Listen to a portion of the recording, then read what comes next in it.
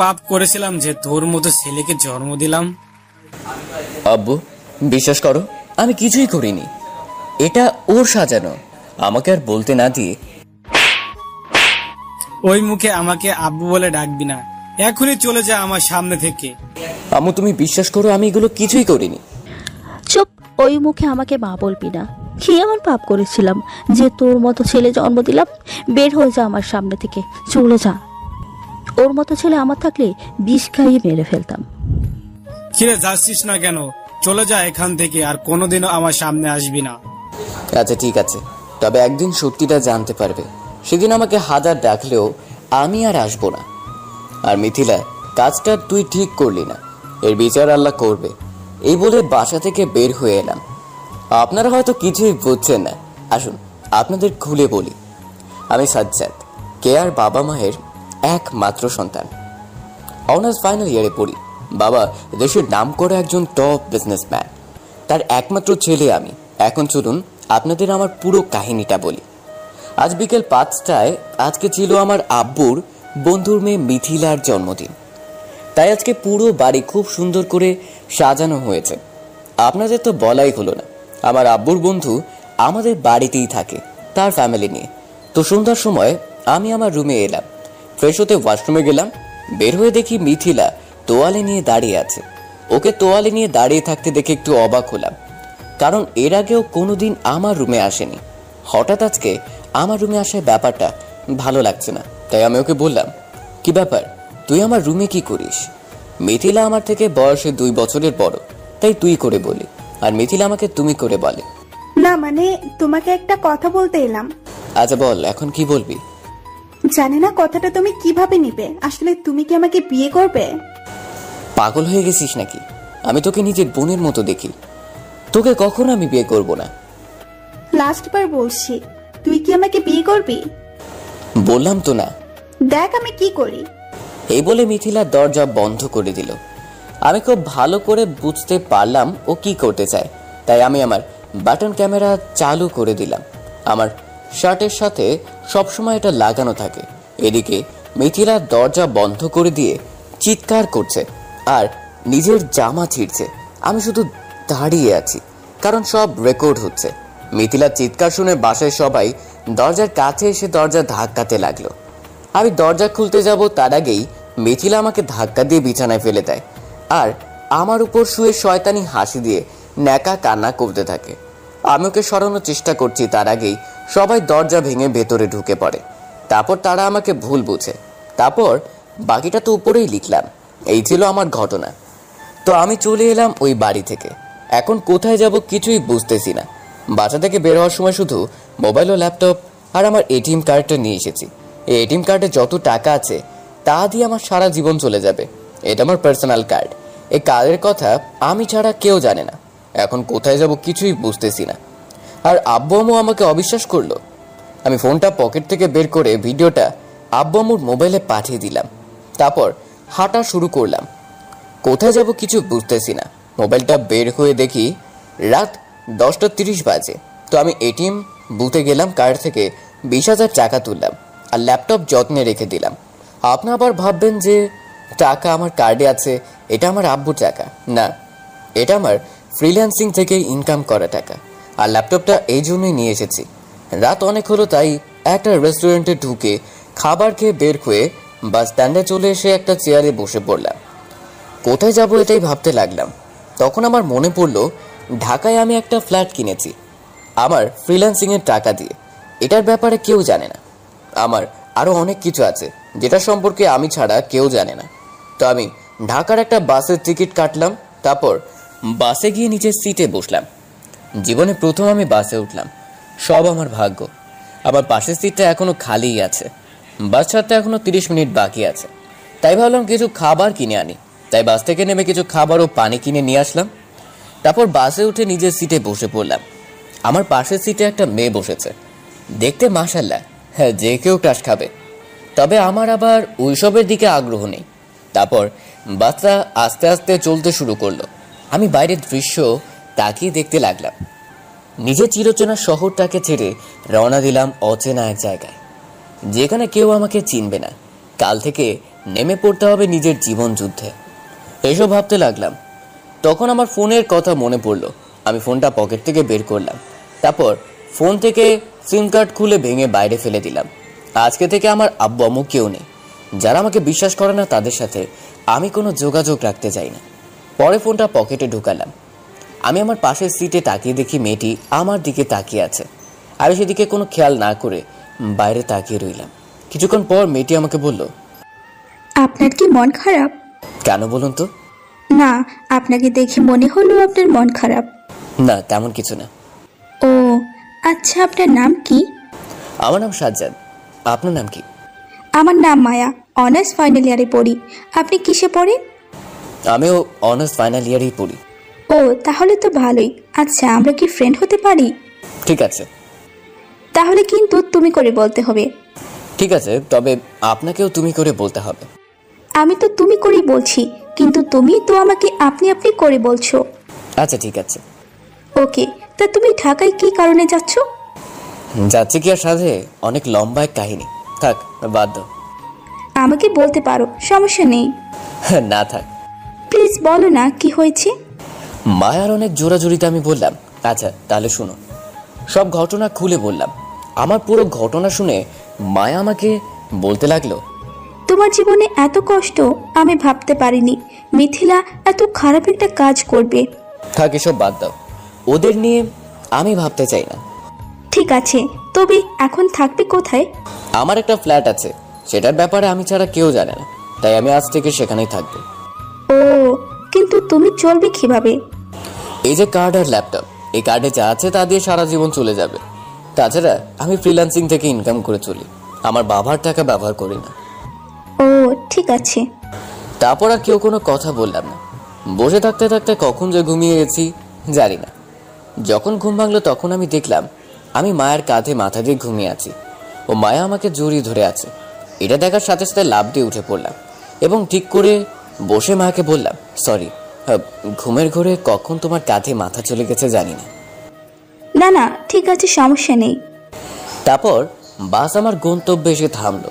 আমি মায়ের কাছ থেকে বিদায় নিয়ে বাস থেকে নেমে গেলাম। মায়া আমার নাম্বার চেয়েছিল, কিন্তু আগের সিম ভেঙে ফেলেছি, তাই নাম্বারটা দিতে পারিনি, শুধু ফেসবুক আইডিটা দিয়ে এসেছি। তো বাস থেকে নেমে একটা রিক্সা করে আমার বাসায় চলে এলাম। বাসায় এসে ফ্ল্যাটের চাবি দিয়ে ভেতরে এলাম। চারিদিকে শুধু ময়লা পড়ে আছে। আসলে আমি এখানে খুব কম আসি, তাই পরিষ্কার করা। তারপর বাসায় চলে এলাম। আগে সারা রাত ভালোভাবে ঘুমোতে পারি, তাই বিছানায় গায়ে দিতেই ঘুম চলে এলো। ফ্রেশ হয়ে ঘুম ভাঙলো বিকেল 5টায়। তার শুয়ে না থেকে উঠে ফ্রেশ হয়ে বাইরের রেস্টুরেন্টে ঢুকে খাবার করলাম। তারপর বিল দিয়ে রেস্টুরেন্ট থেকে বের হয়ে শপিং মলে চলে গেলাম, কারণ বাড়ি থেকে চলে আসার সময় আমি কোনো জামা কাপড় আনিনি, তাই শপিং মলে গিয়ে আমার জামা কাপড় কিনলাম। জামা কাপড় কিনে একটা সিমের দোকানে গেলাম, একটা সিম কিনে বাসায় চলে এলাম। তারপর ডিনার করে ঘুমিয়ে গেলাম। খাবার বাসায় আসার সময় কিনে নিয়ে এসেছিলাম, সেটা খেয়ে ঘুমিয়ে গেলাম। সকালে ঘুম থেকে উঠে ফ্রেশ হয়ে নিলাম। তারপর বাইরে একটা রেস্টুরেন্টে নাস্তা করলাম। তারপর রেস্টুরেন্ট থেকে বের হয়ে এসে রাস্তা দিয়ে হাঁটতে লাগলাম এবং ভাবতে লাগলাম আমাকে এখন একটা ভালো ভার্সিটিতে ভর্তি হওয়া লাগবে। আমার বাসার কাছে একটা ভার্সিটি আছে। হাঁটতে হাঁটতে সেখানে চলে গেলাম। তারপর সোজা প্রিন্সিপালের রুমে এলাম। তারপর স্যারের সাথে কথা বললাম। স্যারের সাথে কথা বলে আমি বাইরে চলে এলাম। তারপর বাসার উদ্দেশ্যে রওনা দিলাম। বাসার দিকে আসবো তখন একজন আমাকে ডাক দিল। আমি পেছনে তাকিয়ে যাকে দেখলাম, দেখার সাথেই তাকে জড়িয়ে ধরলাম। আপনারা তো ভাবছেন আমি যাকে জড়িয়ে ধরেছি এটাকে। আমি যাকে জড়িয়ে ধরেছি ও হলো মিজু, আমার বন্ধু। 1 বছর আগে ওর বাবা ট্রান্সফার হওয়ার কারণে ঢাকা চলে আসে, তারপর আর যোগাযোগ হয়নি। আবার আজকে হঠাৎ দেখা। তখন মিজু আমাকে বলল, কিরে তুই এখানে কি করিস? না, ওই ভার্সিটিতে ভর্তি হব, তাই শুনতে এসেছিলাম কি কি লাগবে। কিন্তু তুই এখানে কি করিস? আরে আমি এখানেই পড়ি, কিন্তু তোর তো নিজের একটা ভার্সিটি আছে, তাহলে আবার এখানে ভর্তি হলি কেন? হ্যাঁ, সেটা অনেক লম্বা কাহিনী, তোকে পরে এক সময় বলবো। না, তুই এখনই বল কি হয়েছে তোর সাথে। আচ্ছা চল একটা পার্কে গিয়ে বসি, তারপর তোকে সব খুলে বলবো। আচ্ছা চল। তারপর আমরা পার্কে চলে এলাম, একটা বেঞ্চে বসলাম। এখন মিজু বল, নে এবার তোর ঘটনা বল, তুই এখানে কেন আর তোর সাথে কি হয়েছে? আচ্ছা তাহলে শোন। তারপর মিজুকে আমার সাথে ঘটে যাওয়া সবকিছু খুলে বললাম। মিথিলা এটা করবে আমি ভাবতেই পারিনি।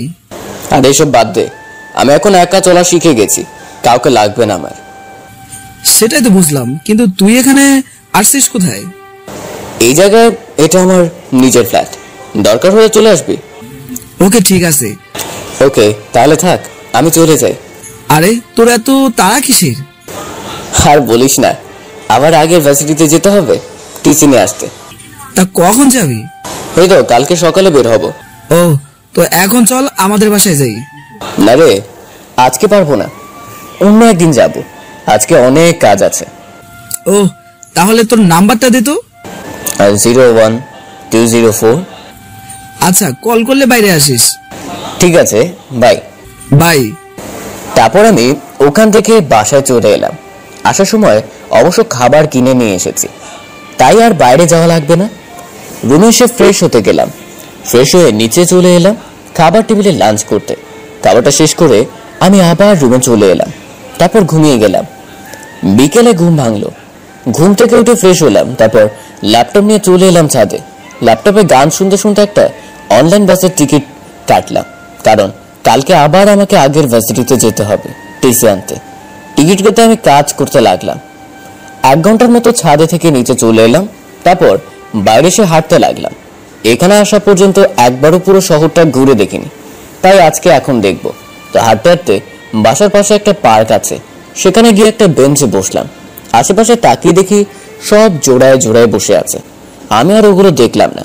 ফোনটা বের করে মিজুকে কল করলাম, তারপর ওকে পার্কে আসতে বললাম। কলটা কেটে দিয়ে আমি ফেসবুকে গেলাম।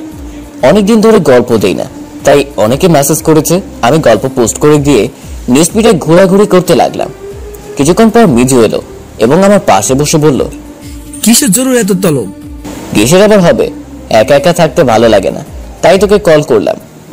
আচ্ছা, এখন চল তোকে আর আমার বাকি বন্ধুদের সাথে পরিচয় করিয়ে দেই। আচ্ছা চলে আয়। তারপর আমিও মিজু পার্ক থেকে বের হলাম, তারপর একটা রিক্সা করে মিজুদের আড্ডাখানায় চলে গেলাম। সেখানে মিজু সবার সাথে পরিচয় করিয়ে দিল। আমি তাদের সাথে আড্ডা দিতে লাগলাম। রাত 9টা পর্যন্ত আড্ডা দিয়ে আমি বিদায় নিয়ে বাসার উদ্দেশ্যে রওনা দিলাম। হেঁটে হেঁটে বাসায় যাচ্ছি।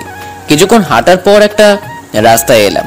এই রাস্তাটা সব সময় নির্জন থাকে, বেশি কেউ যাওয়া আসা করে না, তো আমি রাস্তাটা দিয়ে বাসায় আসতে লাগলাম। তখন দেখলাম 2টা ছেলে একটা মেয়েকে জোর করে তুলে নিয়ে যাচ্ছে। এটা দেখে আমার বিবেকে বাঁধলো। সাথে সাথে আমি পাশে একটা রড পড়েছিল, সেটা নিয়ে ছেলে দুটোর সামনে গেলাম এবং বললাম, এই নিজেদের ভালো চাস তো মেয়েটাকে ছেড়ে দে। কে রে তুই আমাদের শিকারে ভাগ বসাস? সরে যা আমাদের সামনে থেকে, না হলে তোকে শেষ করে দেব।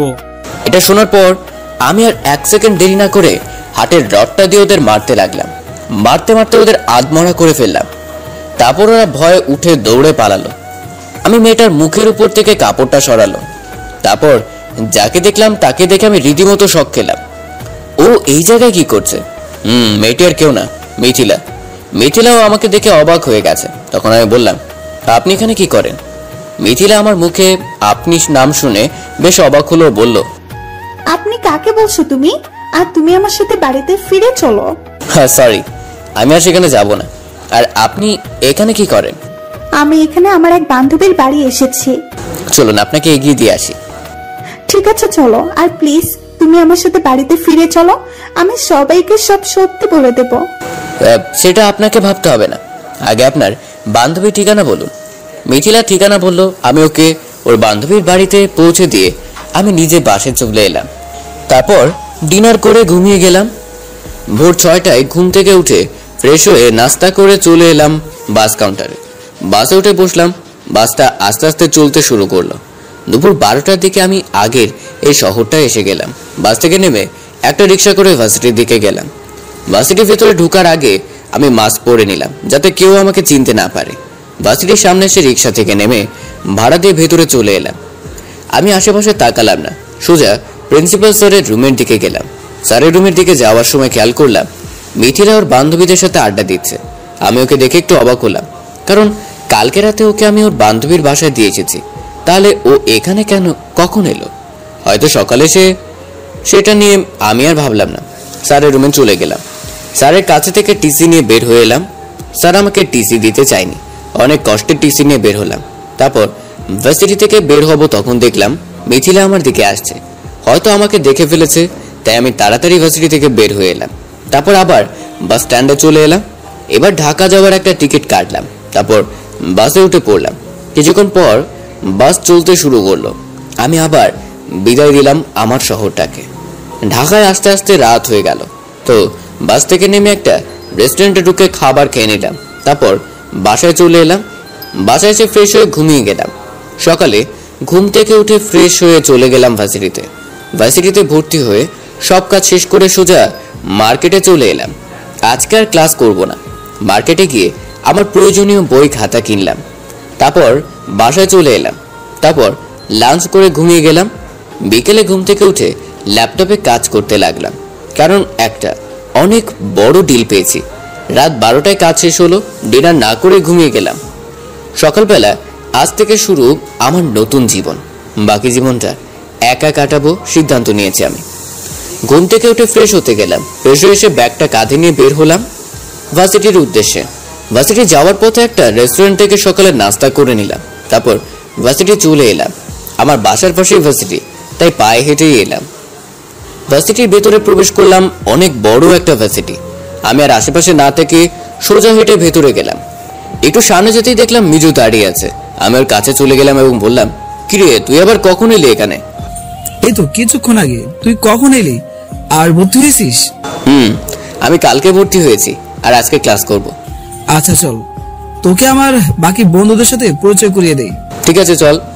তারপর আমিও মিজু চলে গেলাম ওর বন্ধুদের কাছে। সবার সাথে পরিচিত হলাম। তারপর আড্ডা দিতে লাগলাম।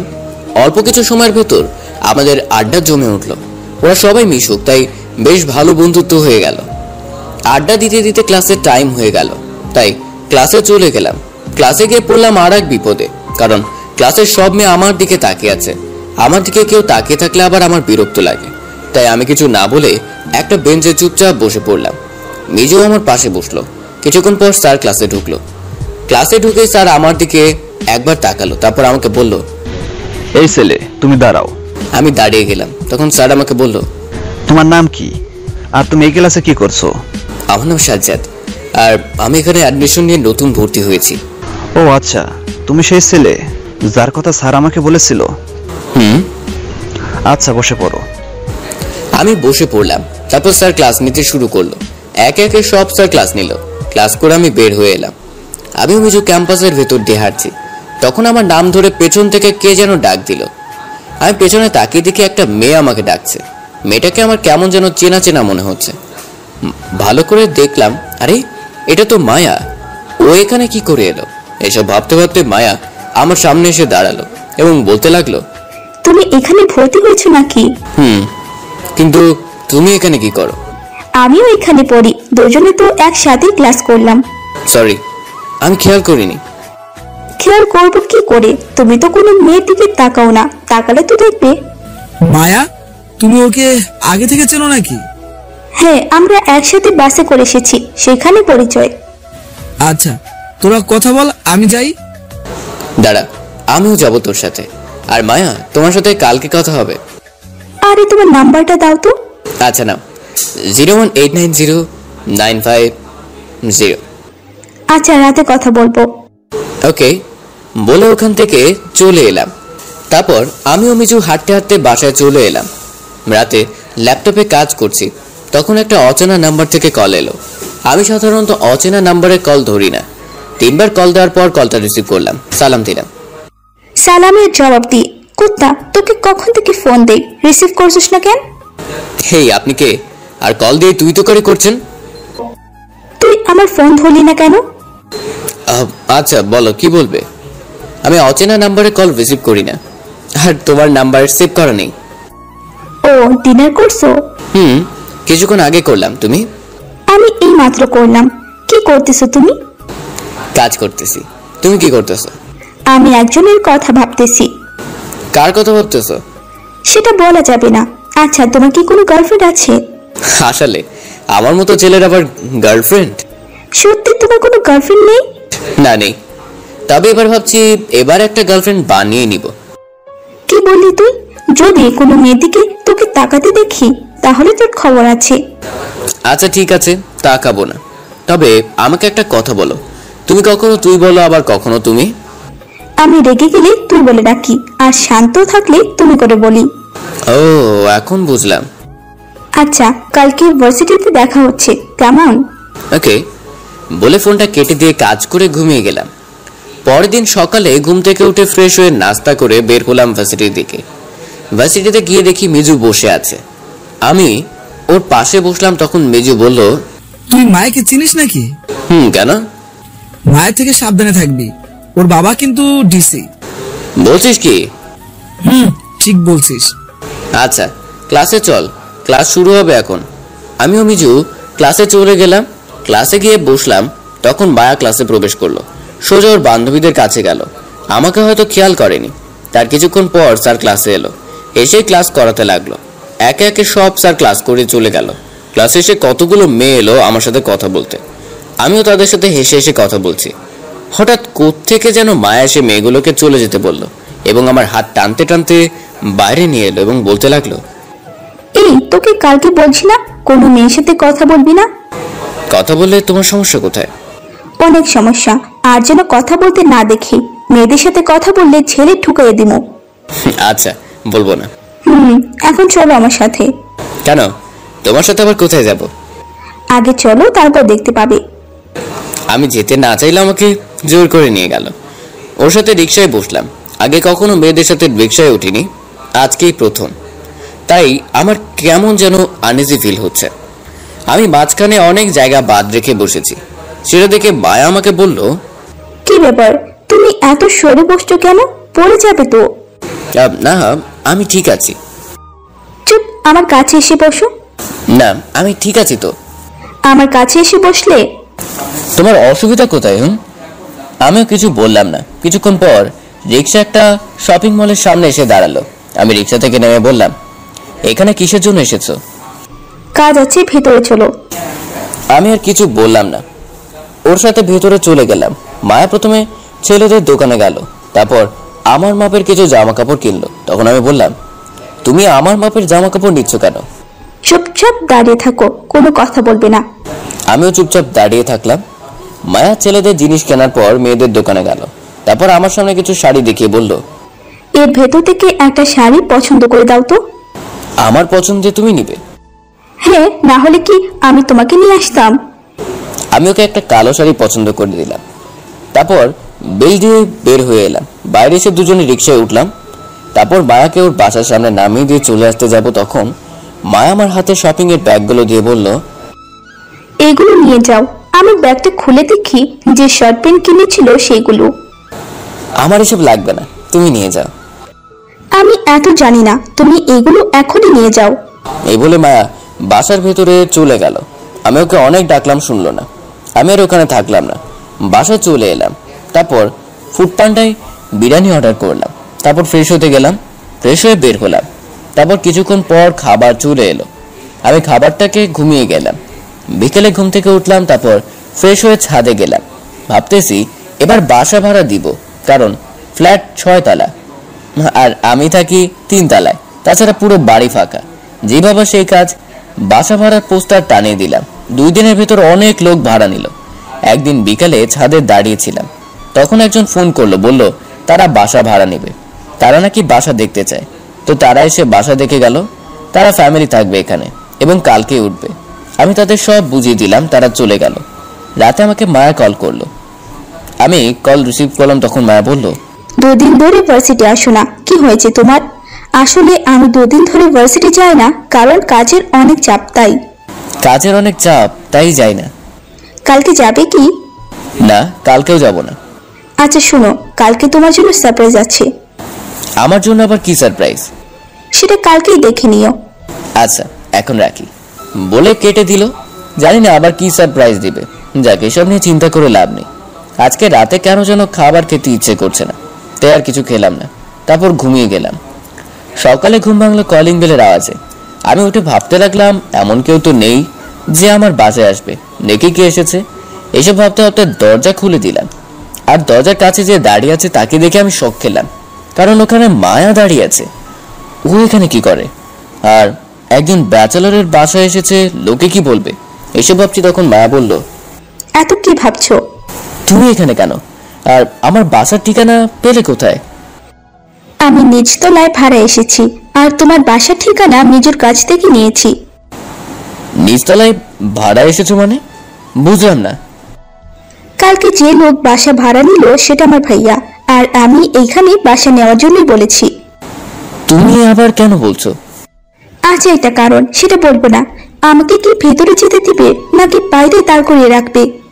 ও সরি, এসো ভেতরে এসো। মায়া বাসার ভেতর ঢুকে চারিদিক দেখতে লাগলো এবং আমাকে বলল, এটা বাসা নাকি ডাস্টবিন? চারদিকে এত ময়লা কেন? থাকলে কি করব, আমার তো আর গার্লফ্রেন্ড বা বউ নেই যে এসে পরিষ্কার করে দিবে। চিন্তা করো না, খুব শীঘ্রই দুটো হয়ে যাবে। বুঝলাম না। এত বোঝা লাগবে না, চলো আগে সব পরিষ্কার করে নেই। না থাক, তোমার করা লাগবে না, আমি নিজেই সব পরিষ্কার করে নেব। ঠিক আছে, তুমি ফ্রেশ হয়ে এসো, আমি তাহলে কিচেনে গেলাম। কিচেনে গিয়ে কি করবে? কেন, সকালে নাস্তা বানাবো। না, এটা করা লাগবে না, তুমি এখন তোমার বাসায় যাও, তোমার কাজগুলো আগে শেষ করে এসো। এটা ভাইয়া করছে, আমার করা লাগবে না। না, তবুও তুমি যাও, তোমার কাজ আগে এসো। তোমার খাবারটা বানিয়ে দিয়ে যাই। কি দিয়ে বানাবে? কিচেনে একটা ফোঁটা লবণও নেই, আর আমি হোটেল থেকে এনে খাবার খাই। সমস্যা নেই, আজকে থেকে তুমি আমাদের বাসায় খাবে। হ্যালো ম্যাডাম, আমার প্রতি করুণা দেখাতে আসবেন না। কি, আমি করুণা করছি? তা নয় তো কি, আপনি আমার প্রতি করুণা করছেন। ও সরি। আমার ভুল হয়ে গেছে, আমি আর আসবো না, এক্ষুনি চলে যাচ্ছি। এই বলে মায়া চলে গেল। আমি ওর চোখে পানি স্পষ্ট দেখতে পেলাম। যা খুশি তাই করুক, তাতে আমার কি, কারো করুণা নিয়ে থাকতে চাই না। পরে ওকে সরি বলে দেব, এসব নিয়ে আর ভাবলাম না। চলে গেলাম ওয়াশরুমে ফ্রেশ হতে। ফ্রেশ হয়ে বের হলাম, তারপর রেডি হয়ে বাইরে এসে একটা হোটেল থেকে নাস্তা করলাম, তারপর আবার বাসায় এলাম। গেট দিয়ে ঢুকতে যাব, তখন মায়ের ভাইয়ের সাথে দেখা হলো। তখন মায়ের ভাই আমাকে বললেন, আরে কোথায় গিয়েছিলে? এই তো হোটেলে নাস্তা করতে। কেন, বাসায় রান্না করে খেতে পারবো না? আসলে আমি রান্না করতে পারি না। তাহলে একটা রান্না করার জন্য লোক রেখে দেবো। আমি আবার তাদের হাতের রান্না খেতে পারি না। আচ্ছা ঠিক আছে, আর শোন, আজকে ডিনার আমাদের বাসায় করবে। সরি, আমি পারবো না। সেটা বললে হবে না। রাতে আমি তোমাকে ডেকে নিয়ে যাব। তারপর আমাকে আর কিছু বলতে না দিয়ে তিনি চলে গেলেন। আমি ভাবলাম ডিনারটা না হয় তাদের বাসায় করব, এই ফাঁকে মায়াকে সরি বলে দিব। তারপর বাসার ভেতর চলে এলাম। এসে ল্যাপটপে কাজ করছিলাম, তখন কলিং বেল বেজে উঠলো। আমি উঠে দরজা খুলে দিলাম, দেখি মায়া দাঁড়িয়ে আছে। আমি কিছু বললাম না, চুপচাপ নিজের রুমে চলে এলাম। আমার পিছনে পিছনে মায়াও এলো। আমি আবার ল্যাপটপে কাজ করতে লাগলাম। তখন মায়া এসে আমার পাশে বসে বলল, সরি, সকালে তোমার কথা শুনে মাথা গরম হয়ে গিয়েছিল, তাই চলে গেছিলাম। আসলে ভুলটা আমার, আমি সরি বলছি। সরি, সকালে মাথা ঠিক ছিল না, তাই কি থেকে কি বলেছি নিজেও জানি না। সমস্যা নেই, আর আজকে থেকে তুমি আমাদের বাসায় খাবে। এইটা পারবো না। তোমার ফ্যামিলির সবাই কি ভাববে বলো? তারা কিচ্ছু বলবে না। তবুও আমি পারবো না। আচ্ছা, অন্তত আজকে ডিনারটা আমাদের বাসায় করো। ঠিক আছে, করব। তারপর মায়া আমার সাথে গল্প করতে লাগলো। কিছুক্ষণ গল্প করে ওর বাসায় চলে গেল। আমিও চলে এলাম ওয়াশরুমে, শাওয়ার নিয়ে বের হলাম। তারপর অনলাইনে খাবার অর্ডার করলাম। কিছুক্ষণের ভেতরেই চলে এলো। আমি খাবার খেয়ে ঘুমিয়ে গেলাম। বিকেলে ঘুম থেকে উঠে ফ্রেশ হয়ে বাইরে এলাম, ভাবছি এবার একটা বাইক কিনবো। আমি যখন আব্বুর ওখানে ছিলাম তখন আমার কাছে 40টা বাইক, 70টা সাইকেল, 30টা গাড়ি ছিল, কিন্তু একটা নাটকের জন্য আমার কাছে আজ কিছুই নেই। যে বাবা সেই কাজ। চলে গেলাম বাইক কিনতে। অনেকক্ষণ থাকার পর একটা R15 কিনে নিয়ে বাসায় এলাম। সব কাগজ বুঝে নিয়ে এলাম, পেমেন্ট ফুল ক্লিয়ার করে বাসায় এলাম। বাসার গেট দিয়ে ঢুকবো, ঠিক তখন দেখলাম মায়া গেটের কাছে দাঁড়িয়ে আছে। ওর চোখ দেখেই বোঝা যাচ্ছে অনেক রেগে আছে। আমি ভেতরে ঢুকে বাইকটা পার্কিং করে বাইক থেকে নিচে নেমে পেছনে ঘুরতেই দেখি মায়া দাঁড়িয়ে আছে। সাথে সাথে আমার কলার ধরে বলল, কোথায় গিয়েছিলে তুই? জানিস আমার কত চিন্তা হচ্ছিল, আমাকে বলে যেতে পারিস না? মায়ের এরকম রাগ আমি আজ প্রথম দেখলাম। এর আগে কখনো ওকে এত রাগতে দেখিনি। তখন আমি মাকে বললাম, আসলে বাইক কিনতে গিয়েছিলাম। বাইক কিনতে যাবি আমাকে বলে যেতে পারিসনি? দুজনে একসাথে গিয়ে কিনে আনতাম। তখন তো তোমাকে দেখতে পাইনি, তাই আমি একাই চলে গেছি। এরপর থেকে কোথাও গেলে আমাকে বলে যাবে। এখন রুমে যাও। ঠিক আছে, আর কাল সকালে রেডি থেকো, দুজনে একসাথে ভার্সিটি যাব। ওকে, ঠিক আছে। বলে নিজের রুমে চলে এলাম। এসে ফ্রেশ হয়ে পড়তে বসলাম, কারণ 1 মাস পর ফাইনাল পরীক্ষা। পড়তে পড়তে রাত 9টা বেজে গেল। হঠাৎ কলিং বেল বেজে উঠল। আমি গিয়ে দরজা খুলে দেখি মায়া দাঁড়িয়ে আছে। তখন আমার মনে পড়লো ওর বাসায় আজকে ডিনার করার কথা আছে, তাই আমি রুমে গিয়ে একটা শার্ট পরে মায়ের সাথে ওদের বাসায় গেলাম। গিয়ে দেখি খাবার টেবিলে সবাই বসে আছে। তখন মায়ের ভাই আমাকে বসতে বলল। আমি একটা চেয়ার টেনে বসে পড়লাম। তারপর আমাকে খাবার দিল। আমি খাওয়া শুরু করলাম। খাবার ভেতর মায়ের ভাই বলল, সাজাদ, তোমার পড়াশোনা কেমন চলছে? এই তো ভাইয়া, চলছে ভালোই। ও, তা তোমার ব্যাপারে আমি সব শুনেছি, যে তোমার সাথে কি হয়েছে মায়া আমাকে সব বলেছে। মায়া আপনাকে কিছু বলে দিয়েছে? হ্যাঁ, আমাকে সব বলেছে। আর তুমি কি আর ফিরে যেতে চাও না? না ভাইয়া, আমি আর ফিরে যেতে চাই না। আর আমি তাদের কাছে ফিরে গেলে একটা মিথ্যা অপবাদ নিয়ে সারা জীবন থাকতে হবে, এইটা আমি চাই না। তাহলে তুমি এখন কি করতে চাও? একটা ছোটখাটো ব্যবসা শুরু করব, আগে পরীক্ষা শেষ হোক। ও, তা শোনো, কাল থেকে তুমি আমাদের বাসায় খাওয়া দাওয়া করবে। হ্যাঁ, কিন্তু এটা কি করে হয়? কোনো কিছু আমি শুনতে চাই না, যেটা বলছে সেটা করবে। আর কালকে মায়ার বার্থডে, তোমাকে আসতেই হবে। ঠিক আছে। তারপর আর কোনো কথা বললাম না, চুপচাপ খাওয়া দাওয়া করে বাসায় চলে এলাম। তারপর ঘুমিয়ে গেলাম। সকালে ঘুম ভাঙলে কলিং বেলের আওয়াজে ঘুম থেকে উঠে দরজা খুলে আমি তো পাগল হয়ে গেছি, কারণ মায়া দরজার কাছে দাঁড়িয়ে আছে, একটা কালো শাড়ি পরে, দেখতে একদম পরীর মতো লাগছে। আমি এক নজরে ওর দিকে তাকিয়ে আছি। তখন মায়া বলল, তুই কি দেখ এমন করে? একটা পরীকে দেখি। আর দেখা লাগবে না, এখন ফ্রেশ হয়ে এসো, তা না হলে ভার্সিটি যেতে লেট হয়ে যাবে। আচ্ছা তুমি যাও, আমি আসছি। মা চলে গেল। আমি ফ্রেশ হয়ে রেডি হলাম। তারপর ব্যাগটা নিয়ে মায়াদের বাসায় গেলাম। ওখান থেকে নাস্তা করে মায়াকে নিয়ে বের হলাম। বাইকের কাছে এসে বাইকটা স্টার্ট দিলাম ও মায়াকে উঠতে বললাম। মায়া বাইকে উঠে আমাকে আষ্টে পৃষ্ঠে জড়িয়ে ধরলো। কিরকম এক অনুভূতি বলে বোঝাতে পারবো না। তখন আমি মায়াকে বললাম, কি ব্যাপার, এত শক্ত করে জড়িয়ে ধরছে কেন? আমার ইচ্ছে হয়েছে, তাই এভাবে জড়িয়ে ধরেছি। আমি আর কিছুই বললাম না। আমি জানি 1000বার বললেও কাজ হবে না, তাই কিছু না বলে ভার্সিটি চলে এলাম। ভার্সিটির ভেতর বাইক নিয়ে ঢুকতেই সবাই আমাদের দিকে তাকিয়ে আছে, ভাবছে আমরা মনে হয় কাপল। আমি বাইক পার্কিং করে দুজনে ক্লাসে গেলাম। তারপর সবগুলো ক্লাস করে বের হয়ে সোজা বাসায় চলে এলাম। বাসায় এসে বাইক গ্যারেজে রেখে আমি রুমে এসে ফ্রেশ হয়ে চলে গেলাম মায়াদের বাসায়। ওখান থেকে লাঞ্চ করে রুমে এসে ঘুমিয়ে গেলাম। বিকেলে ঘুম থেকে উঠে একটু মার্কেটে গেলাম, কারণ মায়ের জন্মদিন, তাই একটা আংটি কিনলাম। তারপর বাসায় চলে এলাম। সন্ধ্যাবেলা রেডি হয়ে আংটিটা নিয়ে চলে এলাম মায়াদের বাসায়। বেশ ভালোই আয়োজন করেছে, অনেক লোকজন এসেছে। আমি সোজা মায়ের কাছে গিয়ে উইশ করলাম। তারপর মায়া যা বললো তা শুনে আমি অবাক, কারণ মায়া বলল, কি ব্যাপার, আজকে এরকম ভাবে এসেছো? দেখতে পুরো নায়কের মতো লাগছে। আমি তো ক্রাশ খাইছি। আমি তো কিছুই না, তুমি আজ যেভাবে সেজেছো তাতে এখানকার সব ছেলে ক্রাশ খেয়েছে। তাহলে তুমি ঠিক আছো কিভাবে? আরে আমি তো তোমাকে বন্ধু মনে করি, তাই সব আমার হয় না। এই কথা বলাতে মায়া আমার দিকে রাগে লুকে তাকালো ও বলল, যাও, আমার চোখের সামনে থেকে যাও। ঠিক আছে, তাহলে বাসায় চলে গেলাম। তোমাকে কি আমি বাসায় যেতে বলেছি? তুমি তো বললে যে তোমার সামনে থেকে চলে যেতে। ঠিক আছে, যেতে হবে না, তুমি এখানেই থাকো। ওকে। আমি এদিক ওদিক ঘোরাফেরা করছি। কিছুক্ষণ পর মায়া কেক কাটলো, কেটে সবাইকে খাইয়ে দিল। তারপর মায়া সবার সামনে বলতে লাগলো, আজকে আমি আমার ভালোবাসার মানুষটির সাথে সবাইকে পরিচয় করে দিতে চাই। কে সে? সাজ্জাদ, যেদিন তোমায় প্রথম বাসের ভেতরে দেখি তখন তোমাকে অনেক ভালো লেগে যায়, তাই তোমার সাথে বন্ধুত্ব করি। তারপর তোমার সাথে হওয়া ঘটনা শুনি, তখন তোমাকে আরো ভালো লেগে যায়। তারপর তোমার সাথে ভার্সিটিতে দেখা হওয়ার পর আমি অনেক খুশি হই। পরে তোমার সাথে বন্ধুত্ব করে সাথে থাকতে থাকতে কখন ভালোবেসে ফেলেছি নিজেও জানি না। I love you Sajjad.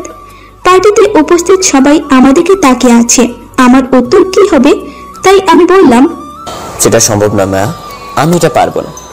এই বলে পার্টি থেকে বের হয়ে সোজা বাসায় চলে এলাম। তারপর ফ্রেশ হয়ে নিলাম।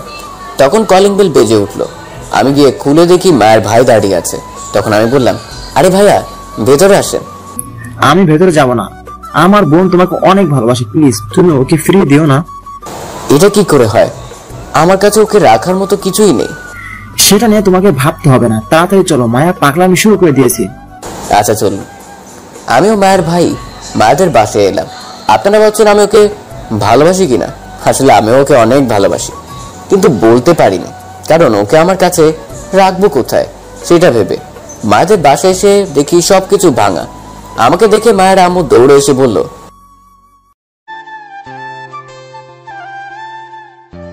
আন্টি, আমি ওকে মেনে নিলে বিয়ের পর খাওয়াবো কি, থাকবো কোথায়? আমি আর কোনো কথা না বলে সোজা মায়ের রুমে চলে এলাম। দরজা খোলাই ছিল, তাই আর কষ্ট হয়নি। আমি ভেতরে ঢুকে দরজা লাগিয়ে দিলাম এবং একটু এগোতেই দেখি মায়া বিছানায় শুয়ে শুয়ে কান্না করছে। এখন নিজেকে কেমন যেন অপরাধী মনে হলো, আমার জন্য মেয়েটা কান্না করছে। আমি মায়ের পেছনে গিয়ে ওকে জড়িয়ে ধরলাম। মায়া চমকে উঠে পেছনে তাকিয়ে দেখে আমি তাকে জড়িয়ে ধরেছি। তখন মায়া নিজেকে আমার কাছ থেকে ছাড়িয়ে নিয়ে বলল, তুই এখানে কেন এসেছিস? যা, চলে যা এখান থেকে। আমি আমার বউয়ের রুমে এসেছি, তাতে তোমার কি? কি তোর বউ? কেন, তুমি আমার হবু বউ। আমি তোমাকে বিয়ে করব না, এখনই এখান থেকে বের হয়ে যাও। সত্যি চলে যাব? হ্যাঁ, তাড়াতাড়ি চলে যাও। ওকে, পরে কিন্তু ডাকলে আর আসবো না। এই বলে আমি উঠতে যাব, ঠিক তখনই আমার মায়া আমার সামনে এসে আমাকে ধাক্কা দিয়ে বিছানায় ফেলে দেয় আর আমার উপর বসে পড়ে। আমি কিছু বলতে যাব তার আগেই মায়া 4 ঠোঁট এক করে দিল। 4 মিনিট পর মায়া আমাকে ছেড়ে দিয়ে হাঁপাতে থাকে, আমিও হাঁপাতে থাকি। আমার হাঁপানো দেখে মায়া হাসতে থাকে আর বলতে থাকে, আমাকে ছেড়ে যাওয়ার কথা বললে পা ভেঙে দিব। ঠিক আছে, কখনো যাব না। এই বলে মায়াকে জড়িয়ে ধরলাম। মায়াও আমার বুকের উপর শুয়ে পড়লো। এভাবে অনেকক্ষণ থাকার পর আমি মায়াকে বললাম, আচ্ছা, তুমি তোমার ভাইয়াকে আমাকে কথা আগে থেকেই বলেছিলে নাকি? আমি শুধু ভাইয়াকে না, বাসার সবাইকে তোমার কথা বলেছি, সবার তোমাকে পছন্দ হয়েছে। ও আচ্ছা, এখন ছাড়ো, আমি বাসায় চলে যাই। না, আমি যেতে দেব না, আজকে তুমি আমার কাছে থাকবে। দেখো, এখনো কিন্তু বিয়ে হয়নি, তাই এটা আর বলবে না। এখন চলো, খাবার খেয়ে আসি। না, আমি খাবো না, তুমি খাইয়ে দাও, তাহলে খাবো, না হলে আজকে খাবো না। ঠিক আছে, তুমি বসো, আমি খাবার নিয়ে আসছি। আচ্ছা যাও। আমি নিচে এসে মায়ের ভাবিকে বললাম খাবার দিতে। তিনি খাবার বেড়ে দিল। আমি সেটা নিয়ে সোজা উপরে চলে এলাম। রুমে এসে মায়াকে ফ্রেশ হয়ে আসতে বললাম, কারণ কেঁদে কেঁদে মুখের 12টা বাজিয়ে দিয়েছে। মায়া ফ্রেশ হয়ে এসে বলল, আমি গিয়ে হাত ধুয়ে এলাম। তারপর মায়াকে খাইয়ে দিতে লাগলাম। খাওয়ার ভেতর মায়া আমার আঙ্গুল কামড় দিচ্ছে। শয়তান মায়া। মায়াকে খাবার খাওয়াতে থাকার মাঝেই মায়া আমার কাছ থেকে প্লেট নিয়ে আমার সামনে খাবার তুলে বলল, নেও, তাড়াতাড়ি খেয়ে নাও। আমিও খাবার খেয়ে নিলাম, এভাবে খাওয়ার পর্ব শেষ করলাম। যখন হাত ধুয়ে বাসায় আসতে যাব ঠিক তখন মায়া আমার হাত টেনে ধরলো। তখন আমি বললাম, কি ব্যাপার, হাত ধরলে কেন? আজকে তোমাকে আমি বাসায় যেতে দেব না। তাহলে আমি থাকবো কোথায়? কেন, আমার সাথে থাকবে? না, এখনো বিয়ে? চুপ, আমি যেটা বলছি সেটাই করবে। আমাকে আর বলার সুযোগ না দিয়েই মায়া আমাকে টানতে টানতে ওর রুমে নিয়ে গেল। তারপর আমাকে বিছানার উপর ফেলে দিল। তারপর আমার বুকে মুখ গুজে আমাকে শক্ত করে জড়িয়ে ধরলো। আমি ছাড়াতে চেয়েও পারলাম না। এভাবে অনেকক্ষণ থাকার পর দেখি মায়া ঘুমিয়ে গেছে। তাকে ঠিক মতো শুয়ে দিয়ে এসে আমি বাসায় চলে এলাম। তারপর ঘুমিয়ে গেলাম। শরীর অনেক ক্লান্ত ছিল, তাই ঘুম চলে এলো। সকালবেলা ঘুম ভাঙলো, তখন মনে হলো আমি নরম কিছু আমার মাথায় হাত বুলিয়ে দিচ্ছে। আমি চোখ খুলে দেখি আমি মায়াকে জড়িয়ে ধরে আছি আর মায়া আমার মাথায় হাত বুলিয়ে দিচ্ছে। আমি মায়াকে দেখে অবাক হলাম, মায়া এখানে কিভাবে এলো? তখন আমার মনে পড়লো কালকে রাতের কথা। কালকে রাতে বোধহয় দরজা লাগায়নি, তাই মায়া এসেছে। তখন আমি মায়াকে বললাম, তুমি এখানে কিভাবে এলে? কেন, দরজা দিয়ে। আমি তো দরজা লক করেছিলাম, তাহলে কিভাবে এলে? আমি তো দরজা খুলে দেখলাম, তাই আমি তোমার কাছে চলে এলাম। তুমি এখানে কখন এসেছো? অনেকক্ষণ হলো। ও আচ্ছা, এখন যাও আর রেডি হও, কলেজে যেতে হবে তো। যাব, তার আগে আমাকে একটু আদর করতে হবে। না, আমি পারবো না, তাছাড়া আমাদের এখনো বিয়ে হয়নি। আমি এত কিছু জানি না তুমি আমাকে আদর করবে কিনা। না, আমি করব না। আর একবার বলবো, করবে কি না? না, আমি করব না।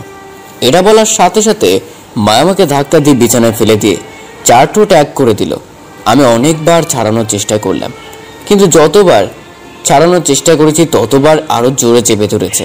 তাই আর জোর করলাম না, ওর সাথে রেসপন্স দিতে লাগলাম। আমার রেসপন্স পাওয়া দেখে মায়া পাগলের মতো হয়ে গেছে। 5 মিনিট পর মায়া আমাকে ছেড়ে দিয়ে লজ্জায় মাথা নিচু করে ফেললো, আর আমি জোরে জোরে শ্বাস নিতে থাকলাম। আমার হাঁপানো দেখে দাঁত বের করে হাসতে লাগলো। তখন আমি বলে উঠলাম, এভাবে কেউ কিস করে নাকি? আমি কি করবো বলো? তোমাকে বললাম, তুমি শুনলে না। এখন বলছো কেমন লাগে। আর কখনো এভাবে কিস করবে না। আচ্ছা, করবো না। যাও এখন তাড়াতাড়ি ফ্রেশ হয়ে এসো। আচ্ছা বলে সোজা ওয়াশরুমে চলে এলাম। ফ্রেশ হয়ে বাইরে এসে দেখি মায়া তোয়ালে হাতে নিয়ে দাঁড়িয়ে আছে। আমি ওর সামনে যদি তোয়ালেটা বাড়িয়ে দিল। আমি তোয়ালেটা নিয়ে মুখ মুছে নিলাম, তারপর রেডি হলাম। রেডি হয়ে মায়াদের বাসায় গেলাম। সেখানে সবাই একসাথে নাস্তা করলাম। তারপর মায়াকে নিয়ে ভার্সিটির দিকে রওনা দিলাম। বাইকের কাছে এসে মায়াকে উঠতে বললাম। মায়া উঠে আমাকে জড়িয়ে ধরল। আমার কাছে যেন এক অন্যরকম অনুভূতি, বলে বোঝাতে পারবো না। মায়া আমাকে জড়িয়ে ধরলো। আমি বাইক স্টার্ট দিয়ে সোজা ভার্সিটি চলে এলাম। ভার্সিটির গেট দিয়ে ঢুকতে সবাই আমাদের দিকে তাকিয়ে আছে। আমরা সেদিকে খেয়াল না দিয়ে বাইক পার্কিং করে সোজা ক্লাসে চলে গেলাম। ক্লাসে গিয়ে মায়া চলে গেল ওর বান্ধবীদের কাছে, আর আমি চলে এলাম মিজুর কাছে। মিজুর কাছে যেতেই মিজু বলল, মায়া, নতুন রিলেশন গেলে এখনো ট্রিট দিলে না? আরে দিব পরে, এখন না। কিভাবে, কি কিছু বলবি? সব ঘটনা খুলে বললাম। সেরকম হয়েছে রে? আচ্ছা, চুপচাপ ক্লাস কর, না হলে ক্লাস থেকে বের করে দিবে। ঠিক আছে। তারপর আর কোনো কথা বললাম না, চুপচাপ ক্লাস করতে থাকলাম। ক্লাসের ভিতর স্যার বলে দিলেন আগামী মাস থেকে আমাদের ফাইনাল এক্সাম শুরু, তাই যে যার মতো প্রস্তুতি নেয়। এভাবে সব স্যার এসে ক্লাস নিয়ে গেল। আমি সবগুলো ক্লাস করে বের হয়ে এলাম। তখন মায়াও ওর কয়েকটা বান্ধবী এলো। তখন মায়া আমাকে বলল, ওরা সবাই আজকে ট্রিট চাইছে, তুমি কি বলো? ঠিক আছে চলো তাহলে। তারপর আমরা সবাই মিলে ক্যান্টিনে গেলাম। সবগুলো খাবার অর্ডার করলো। আমি ও মায়া কফি অর্ডার করলাম। ও খাচ্ছে, আমরা দেখছি। সবগুলো খাওয়ার পর বিল দিতে গিয়ে দেখি 3000 টাকা বানিয়ে ফেলেছে। আমি বিল দিয়ে মায়াকে নিয়ে বাসায় চলে এলাম। বাসায় এসে বাইক গ্যারেজে রেখে সোজা রুমে চলে গেলাম। ব্যাগটা টেবিলের উপর রেখে ফ্রেশ হতে গেলাম। ফ্রেশ হয়ে ওয়াশরুম থেকে বের হয়ে দেখি মায়া খাবার প্লেট নিয়ে বসে আছে। আমি ওর কাছে যেতেই বললো, নাও খাবারগুলো খেয়ে নাও, না হলে ঠান্ডা হয়ে যাবে। তুমি আবার কষ্ট করে খাবার আনতে গেলে কেন? আমার বরটার জন্যই তো খাবার আনবো, তাছাড়া কার জন্য আনবো? আচ্ছা তুমি খেয়েছো কি? না, আগে তুমি খাবে, তারপর আমি খাবো। সেটা বললে হবে না, দুজনে একসাথে খাবো। তুমি যদি আমাকে খাইয়ে দাও তাহলে আমি খাবো। আচ্ছা ঠিক আছে, হা করো, খাইয়ে দিই। এই বলে মায়ের মুখের সামনে খাবার তুললাম। তারপর মায়াকে খাইয়ে দিতে লাগলাম। মায়া আমাকে খাইয়ে দিতে লাগলো। এভাবে খাওয়া শেষ করে মায়া প্লেট নিয়ে চলে গেল, আর আমি ঘুমিয়ে পড়লাম। বিকেলে ঘুম ভাঙলো মায়ের ডাকে। আমি ওঠার পরে মায়া আমাকে বলল, যাও তাড়াতাড়ি ফ্রেশ হয়ে এসো। কেন? আজকে বাইরে ঘুরতে যাব, এখন যাও তাড়াতাড়ি ফ্রেশ হয়ে এসো। আচ্ছা ঠিক আছে, তুমি রেডি হয়ে এসো। আচ্ছা আমি যাচ্ছি, তুমিও তাড়াতাড়ি রেডি হও। এই বলে মায়া ওর বাসায় চলে গেল। আমি বিছানা ছেড়ে সোজা ওয়াশরুমে চলে গেলাম। ফ্রেশ হয়ে বের হলাম। তারপর একটা কালো প্যান্ট, নীল শার্ট, কালো শু পরে রেডি হয়ে গেলাম। আয়নার সামনে দাঁড়ালাম। নিজেকে কেমন যেন লাগছিল। দেখলাম চুলগুলো কেমন এলোমেলো হয়ে আছে, তাই সুন্দর করে স্পাইক করলাম। তারপর বাইরে এলাম। বাইরে এসে মায়ের জন্য অপেক্ষা করতে লাগলাম, কিন্তু মায়ের আসার কোনো নাম নেই। অনেকক্ষণ হয়ে গেল, তাও এলো না। জানি না মেয়েদের এত টাইম লাগে কেন, কিছুই বুঝি না। একটু তাড়াতাড়ি করলেই পারে। প্রায় 20 মিনিট পর মায়া এলো। ওকে দেখে তো আমি পুরো ক্রাশ খেলাম। একটা কালো শাড়ি পরেছে, দেখতে একদম পরীর মতো লাগছে। মায়া এমনিতেই অনেক সুন্দর, তার উপর আবার শাড়ি আটা ময়দা মেখেছে, আরো সুন্দর লাগছে। আমি এক ধ্যানে ওর দিকে তাকিয়ে আছি। মায়া যখন খেয়াল করলো আমি ওর দিকে তাকিয়ে আছি, তখন লজ্জায় মাথা নিচু করে ফেললো। বলল, এই এভাবে কি দেখো? শুধু ওর দিকে তাকিয়ে আছি, কোনো কথা বলছি না। কি দেখো এমন করে? কেন, তোমাকে দেখি। আমাকে দেখার কি আছে? আজকে তোমাকে অনেক সুন্দর লাগছে। তোমাকেও অনেক সুন্দর লাগছে। এখন চলো, না হলে দেরি হয়ে যাবে। আচ্ছা বাইকে উঠো। না, আজকে বাইকে যাব না, রিক্সা নিয়ে পুরো শহর ঘুরবো। ঠিক আছে, তাহলে তুমি দাঁড়াও, আমি গিয়ে রিক্সা নিয়ে আসছি। আচ্ছা যাও। আমি গিয়ে রিক্সার ডাক দিয়ে নিয়ে এলাম। তারপর দুজনে রিক্সায় উঠে বসলাম।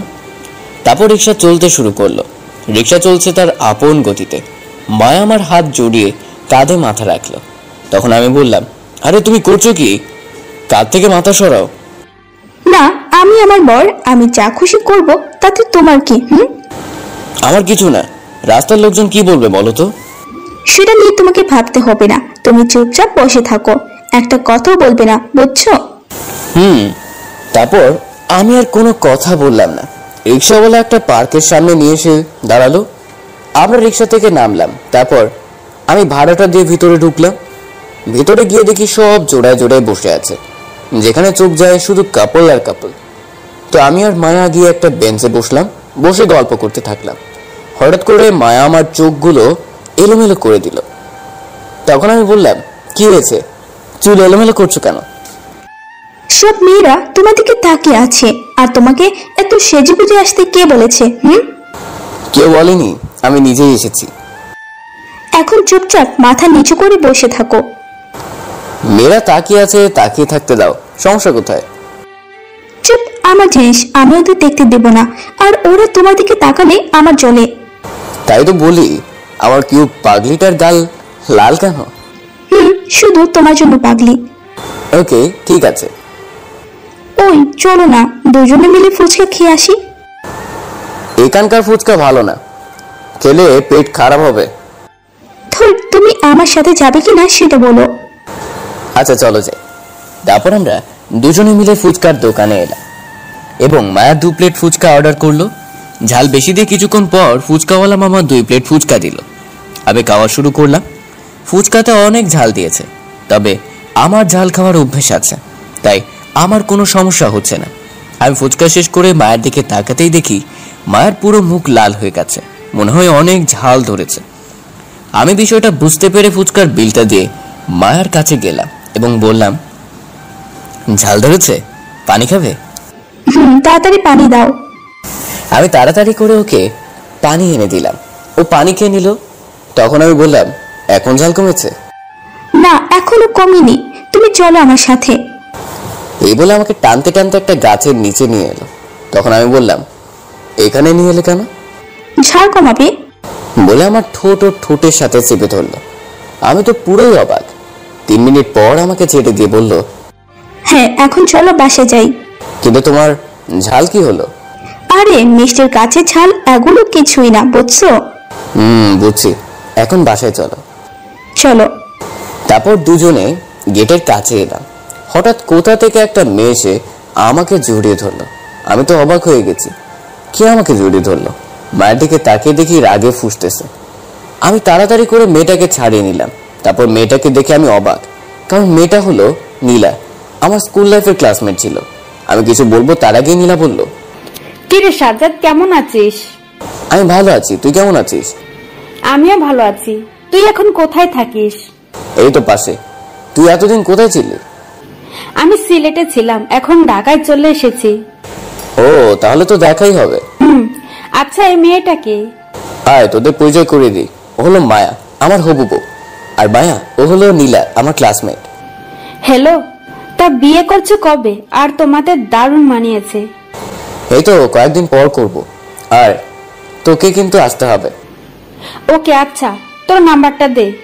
আচ্ছা নে, 019987। আচ্ছা, বাই। নীলা চলে গেল। আমিও মায়া বসে চলে এলাম। বাসার ভেতরে ঢুকতে যাব, ঠিক তখন মায়া আমার কলার ধরে বলল, তোকে মেয়েদের সাথে কথা বলতে না করছি, তবু জড়িয়ে ধরছিলি কেন? আমি তো জড়িয়ে ধরি নাই, নীলা নিজেই তো আমাকে জড়িয়ে ধরেছে। তাই বলে কি তোর আবার ওর সাথে কথা বলা লাগবে? আচ্ছা, আর কথা বলবো না, এখন ছাড়ো। আচ্ছা, এখন উপরে যাও, ফ্রেশ হয়ে নিও।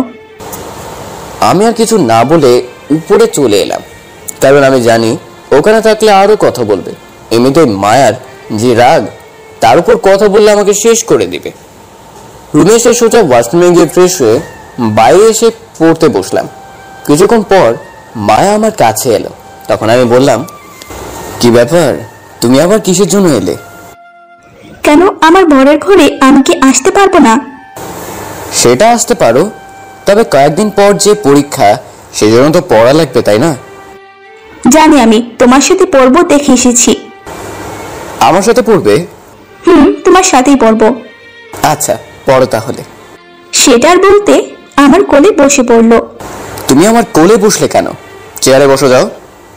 আমার এখানে ভালো লাগছে, তাই এখানেই থাকবো। আচ্ছা থাকো, তবে কোনো দুষ্টুমি করবে না বলে দিলাম। আচ্ছা ঠিক আছে, এখন পড়াগুলো শুরু করো। আচ্ছা, তারপর পড়া শুরু করলাম। মায়া আমার কোলে বসে আমার গলা জড়িয়ে ধরে পড়ছে। আমার অবশ্য ভালোই লাগছে। এভাবে পড়তে পড়তে রাত 9:30 বেজে গেল। মায়া আমার কোলেই ঘুমিয়ে গেছে।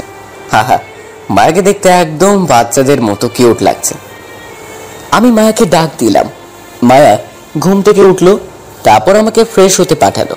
ফ্রেশ হয়ে বের হলাম, তারপর মায়া ফ্রেশ হতে গেল, তারপর মায়া বের হলো, তারপর আমরা দুজনে মিলে মায়াদের বাসায় গেলাম।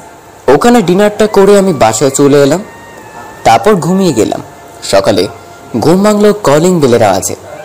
এত বারবার বাজাচ্ছে যে এক্ষুনি ভেঙে যাবে মনে হচ্ছে। আমি জানি এই কাজটা মায়া ছাড়া আর কেউ করতে পারে না, তাই দরজা খুলে দেখি মায়া দাঁড়িয়ে আছে, হাতে খাবারের প্লেট নিয়ে। আমাকে সরিয়ে ভেতরে ঢুকে গেল, খাবারের প্লেটটা টেবিলে রেখে আমাকে বলল, যাও তাড়াতাড়ি ফ্রেশ হয়ে এসো, ভার্সিটি যেতে হবে। ঠিক আছে যাচ্ছি, কিন্তু তুমি খাবার নিয়ে এলে কেন? আমার ইচ্ছে হয়েছে তাই নিয়ে এসেছি, তাতে তোমার কোনো সমস্যা? না, আমার আবার কি সমস্যা থাকবে? তাহলে এত কথা বলছো কেন? যাও এখন ফ্রেশ হয়ে এসো। আচ্ছা যাচ্ছি। আমি তাড়াতাড়ি রুমে এসে ফ্রেশ হয়ে নিলাম, তারপর মায়ার কাছে গেলাম। দেখি ও খাবার নিয়ে বসে আছে। আমি গিয়ে ওর পাশে বসলাম, তারপর খাবার খেতে লাগলাম। খাবার খাওয়ার মাঝে আমি মায়াকে বললাম, তুমি খাবার খেয়েছো কি? কেউ একজন নিজ হাতে খাইয়ে দিলে খাবো। আমি বুঝে গেছি ও এখনো খায় নাই, তাই আমি ওকে খাইয়ে দিতে লাগলাম আর আমিও খেতে লাগলাম। খাওয়ার পর্বটা শেষ করে আমি রেডি হলাম ভার্সিটি যাবার জন্য। রেডি হয়ে আমিও মায়া নিচে এলাম, তারপর বাইকে করে রওনা দিলাম ভার্সিটির উদ্দেশ্যে। আজকেও মায়া আমাকে জড়িয়ে ধরে আছে। আগের মতোই স্টাইলে ভার্সিটির ভিতরে গেলাম। বাইক পার্কিং করে ক্যাম্পাসের দিকে যাচ্ছি, তখন একটা মেয়েকে দেখে আমি থমকে গেলাম, কারণ মেয়েটা আর কেউ না, নীলা। মায়ের বান্ধবীদের সাথে আড্ডা দিচ্ছে। আমিও মায়া ওদের কাছে যেতেই নীলা বলল, আরে তোমরা এখানে কি করো? আমরা তো এখানেই পড়ি, আর তুমি এখানেই অ্যাডমিশন নিয়েছো নাকি? তখন মায়ার এক বান্ধবী বলে উঠল, আরে মায়া, ও আমার কাজিন, আর তোরা ওকে চিনিস নাকি? আমি চিনি, ও আমার ক্লাসমেট ছিল। তাহলে ভালোই, আর পরিচয় করিয়ে দেওয়া লাগবে না। ঠিক বলেছিস, এখন ক্লাসে চলো। তারপর আমরা সবাই ক্লাসে চলে এলাম। ক্লাসে গিয়ে আমি রোজকার মতো মিজুর সাথে বসলাম। তখন মিজু আমাকে বলল, দোস্ত, আজকে আমি ক্র্যাশ খাইছি। কি বলিস? কার উপর খাইছিস? আরে তুই নতুন একটা মেয়ে এসেছে ওর উপরে। তুই কি সিরিয়াস? আরে হ্যাঁ, তুই মেয়েটাকে চিনিস? তোর সাথে কথা বলতে দেখলাম। ওর নাম নীলা, আমার ক্লাসমেট ছিল, সেখান থেকেই ওকে চিনি। আরে একটু আমাদের সাথে সিটিং করে দে না। করিয়ে দেব, তবে ট্রিট দিতে হবে। যা যা সব দেব, তুই শুধু একটু সিটিং করিয়ে দে। আচ্ছা, আমি ওকে বলে দেখব। আচ্ছা। তারপর আর কোনো কথা হলো না, চুপচাপ ক্লাস করতে লাগলাম। ক্লাস শেষে মিজুকে নীলার সাথে পরিচয় করিয়ে দিলাম। তারপর কিছুক্ষণ গল্প করে আমিও মায়া বাসার দিকে রওনা দিলাম। বাসা যাওয়ার পথে মায়া আমাকে বলল, একটা ফুচকার দোকানে চলো, আমি ফুচকা খাবো। এখন ফুচকা খাবে? এখন খাবো। ওই দেখ, একটা ফুচকার দোকান দেখা যাচ্ছে, ওইখানে তাড়াতাড়ি বাইক দাঁড় করাও। আমি একটা ফুচকার দোকানে বাইক দাঁড় করালাম। তারপর মায়াকে নিয়ে ফুচকার দোকানে গেলাম। তারপর মায়া যা বলল তা শুনে আমার কাজ শেষ, কারণ আমাকে বলল, তোমাকে একটা কথা বলার আছে। আচ্ছা বলো, কি বলবে? তোমার বান্ধবী নীলা আছে না? ও বলেছে ও নাকি মিজুকে প্রথম দেখায় ভালোবেসে বলেছে। কি বললে? আবার বলো তো। নীলা তোমার বন্ধু মিজুকে ভালোবেসে ফেলেছে। এখন নীলা তোমাকে মিজুর সাথে সেটিং করে দিতে বলেছে। তুমি সত্যি বলছো? মিজুও তো নীলাকে দেখে ভালোবেসে ফেলেছে। যাক, তাহলে ভালোই হয়েছে, কালকে ওদের দুজনকে এক করে দেব। ওকে। তারপর মায়াকে ফুচকা খাইয়ে নিয়ে বাসায় চলে এলাম। তারপর আমি রুমে এসে ফ্রেশ হয়ে এসে লাঞ্চ করে ঘুমিয়ে গেলাম। বিকেলে ঘুম থেকে উঠে ফ্রেশ হয়ে একটু ছাদে গেলাম। ছাদে গিয়ে চারপাশটা উপভোগ করতে লাগলাম। তখন আমি কারোর পায়ের শব্দ পেলাম। পেছনে তাকিয়ে দেখি মায়া আসছে, ও হাতে একটা কফির মগ নিয়ে। মায়া আমার কাছে এসে কফির মগটা আমার দিকে বাড়িয়ে দিয়ে বলল, নেও কফি খাও। একটা কেন, তুমি খাবে না? আমি পরে খাবো, সেটা নিয়ে তোমাকে ভাবতে হবে না। আমি কফির মগটা নিয়ে কফি খেতে লাগলাম। আমার কফি অর্ধেক কাপ শেষ হতেই মায়া কফির মগটা নিয়ে বলল, বাকিটা আমি খাবো। আমি কিছু বললাম না, আরো কিছুক্ষণ ছাদে থেকে রুমে চলে এলাম। তারপর ফ্রেশ হয়ে পড়তে বসলাম। পড়তে পড়তে রাত 10টা বেজে গেল। মায়া এসে ডিনার করার জন্য ডেকে গেল। আমি গিয়ে ডিনার করে এসে ঘুমিয়ে গেলাম। এভাবে চলছিল আমার দিন। দেখতে দেখতে পরীক্ষা চলে এলো। একে একে সব পরীক্ষা শেষ হয়ে গেল। মিজু ও নীলাকে এক করে দিয়েছি। তো শেষ পরীক্ষা দিন। পরীক্ষা দিয়ে সবাই মাঠের ভেতরে বসে আছি, কারণ আজকেই শেষ দিন। আজকের পর হয়তো আর কারোর সাথে দেখা নাও হতে পারে। তারপর সবার সাথে কথা বলে বাসায় চলে এলাম। দেখতে দেখতে রেজাল্টের দিন চলে এলো। আমিও মায়া ভার্সিটি গেলাম রেজাল্ট দেখতে। আমি নিজের রেজাল্ট দেখে অবাক, কারণ আমি জিপিএ 5 পেয়েছি আর মায়া জিপিএ 4.98 পেয়েছে। আমি রেজাল্ট দেখে খুশিতে মায়াকে জড়িয়ে ধরলাম। মায়াও আমাকে জড়িয়ে ধরলো। তারপর আমি মিষ্টি কিনে নিয়ে বাসায় এসে সবাইকে মিষ্টি মুখ করলাম। তারপর সবাই একসাথে লাঞ্চ করলাম। পরে আমি বাসায় এসে ঘুমিয়ে গেলাম। বিকেলে ঘুম থেকে উঠে ল্যাপটপে নিয়ে ছাদে গেলাম। নিজের ব্যাংক অ্যাকাউন্ট চেক করলাম। 278 কোটি টাকা আছে, যে টাকা আমি ফ্রিল্যান্সিং থেকে ইনকাম করেছি। আর এর ভেতর কিছু টাকা আমার হাত খরচ থেকে বেঁচে গেলে আমি আমার অ্যাকাউন্টে জমা করতাম। এখন ভাবছি এই টাকা দিয়ে একটা বিজনেস শুরু করব। তখন যাদের মায়া ও মায়ার ভাই এলো। তখন আমি বললাম, আরে ভাইয়া কেমন আছেন? এই তো ভালো, তুমি কেমন আছো? আমিও ভালো আছি। এখানে বসে থেকে কি ভাবছো? ভাইয়া একটা বিজনেস শুরু করব, তার প্ল্যান করছি। আচ্ছা শোনো, আমার এক কাজিন বিজনেস শুরু করবে, তার একটা পার্টনার লাগবে। তুমি চাইলে তার সাথে বিজনেস শুরু করতে পারো। তাহলে তো ভালোই হলো, আমার একটা পার্টনার ডাকতো আর কি। তুমি যদি বলো তাকে এখানে আসতে বলি। ঠিক আছে, বলুন। মায়ের ভাই গিয়ে লোকটাকে ফোন করে আসতে বলে ছাদ থেকে চলে গেল। তখন মায়া আমার কাছে এসে বলল, আচ্ছা আমরা বিয়ে করছি কবে? এখনো অনেক দেরি, আগে আমি বিজনেসে সাকসেসফুল হই তারপর। না, আমি এত দেরি করতে পারবো না। মায়া তুমি বোঝার চেষ্টা করো, এখন তোমাকে আমি কিভাবে বিয়ে করব? কিন্তু আমার যে ভয় হয়, তুমি যদি আমাকে ছেড়ে অন্য কাউকে বিয়ে করো তখন? এই বলে আমাকে জড়িয়ে ধরে কান্না করতে লাগলো। আমি ওর চোখের জল মুছে দিয়ে বললাম, ধুর পাগলি, আমি তোমাকে ছাড়া আর কাউকে বিয়ে করব না। সত্যি বলছো তো? কেন, আমার কথা বিশ্বাস হয় না? তোমার উপর আমার সবসময় বিশ্বাস আছে। ঠিক আছে, তাহলে এখন একটু হাসো। মায়া একটু মুচকি হাসি দিল। তারপর আমরা গল্প করতে লাগলাম। কিছুক্ষণ পর মায়ের ভাই তার কাজিনকে নিয়ে ছাদে এলেন। তার কাজিন আমাকে দেখে জড়িয়ে ধরলো, আমি ওকে জড়িয়ে ধরলাম। আপনারা ভাবছেন এটা আবার কে? মায়ের কাজিন আর কেউ না, আমার বন্ধু পিয়াস।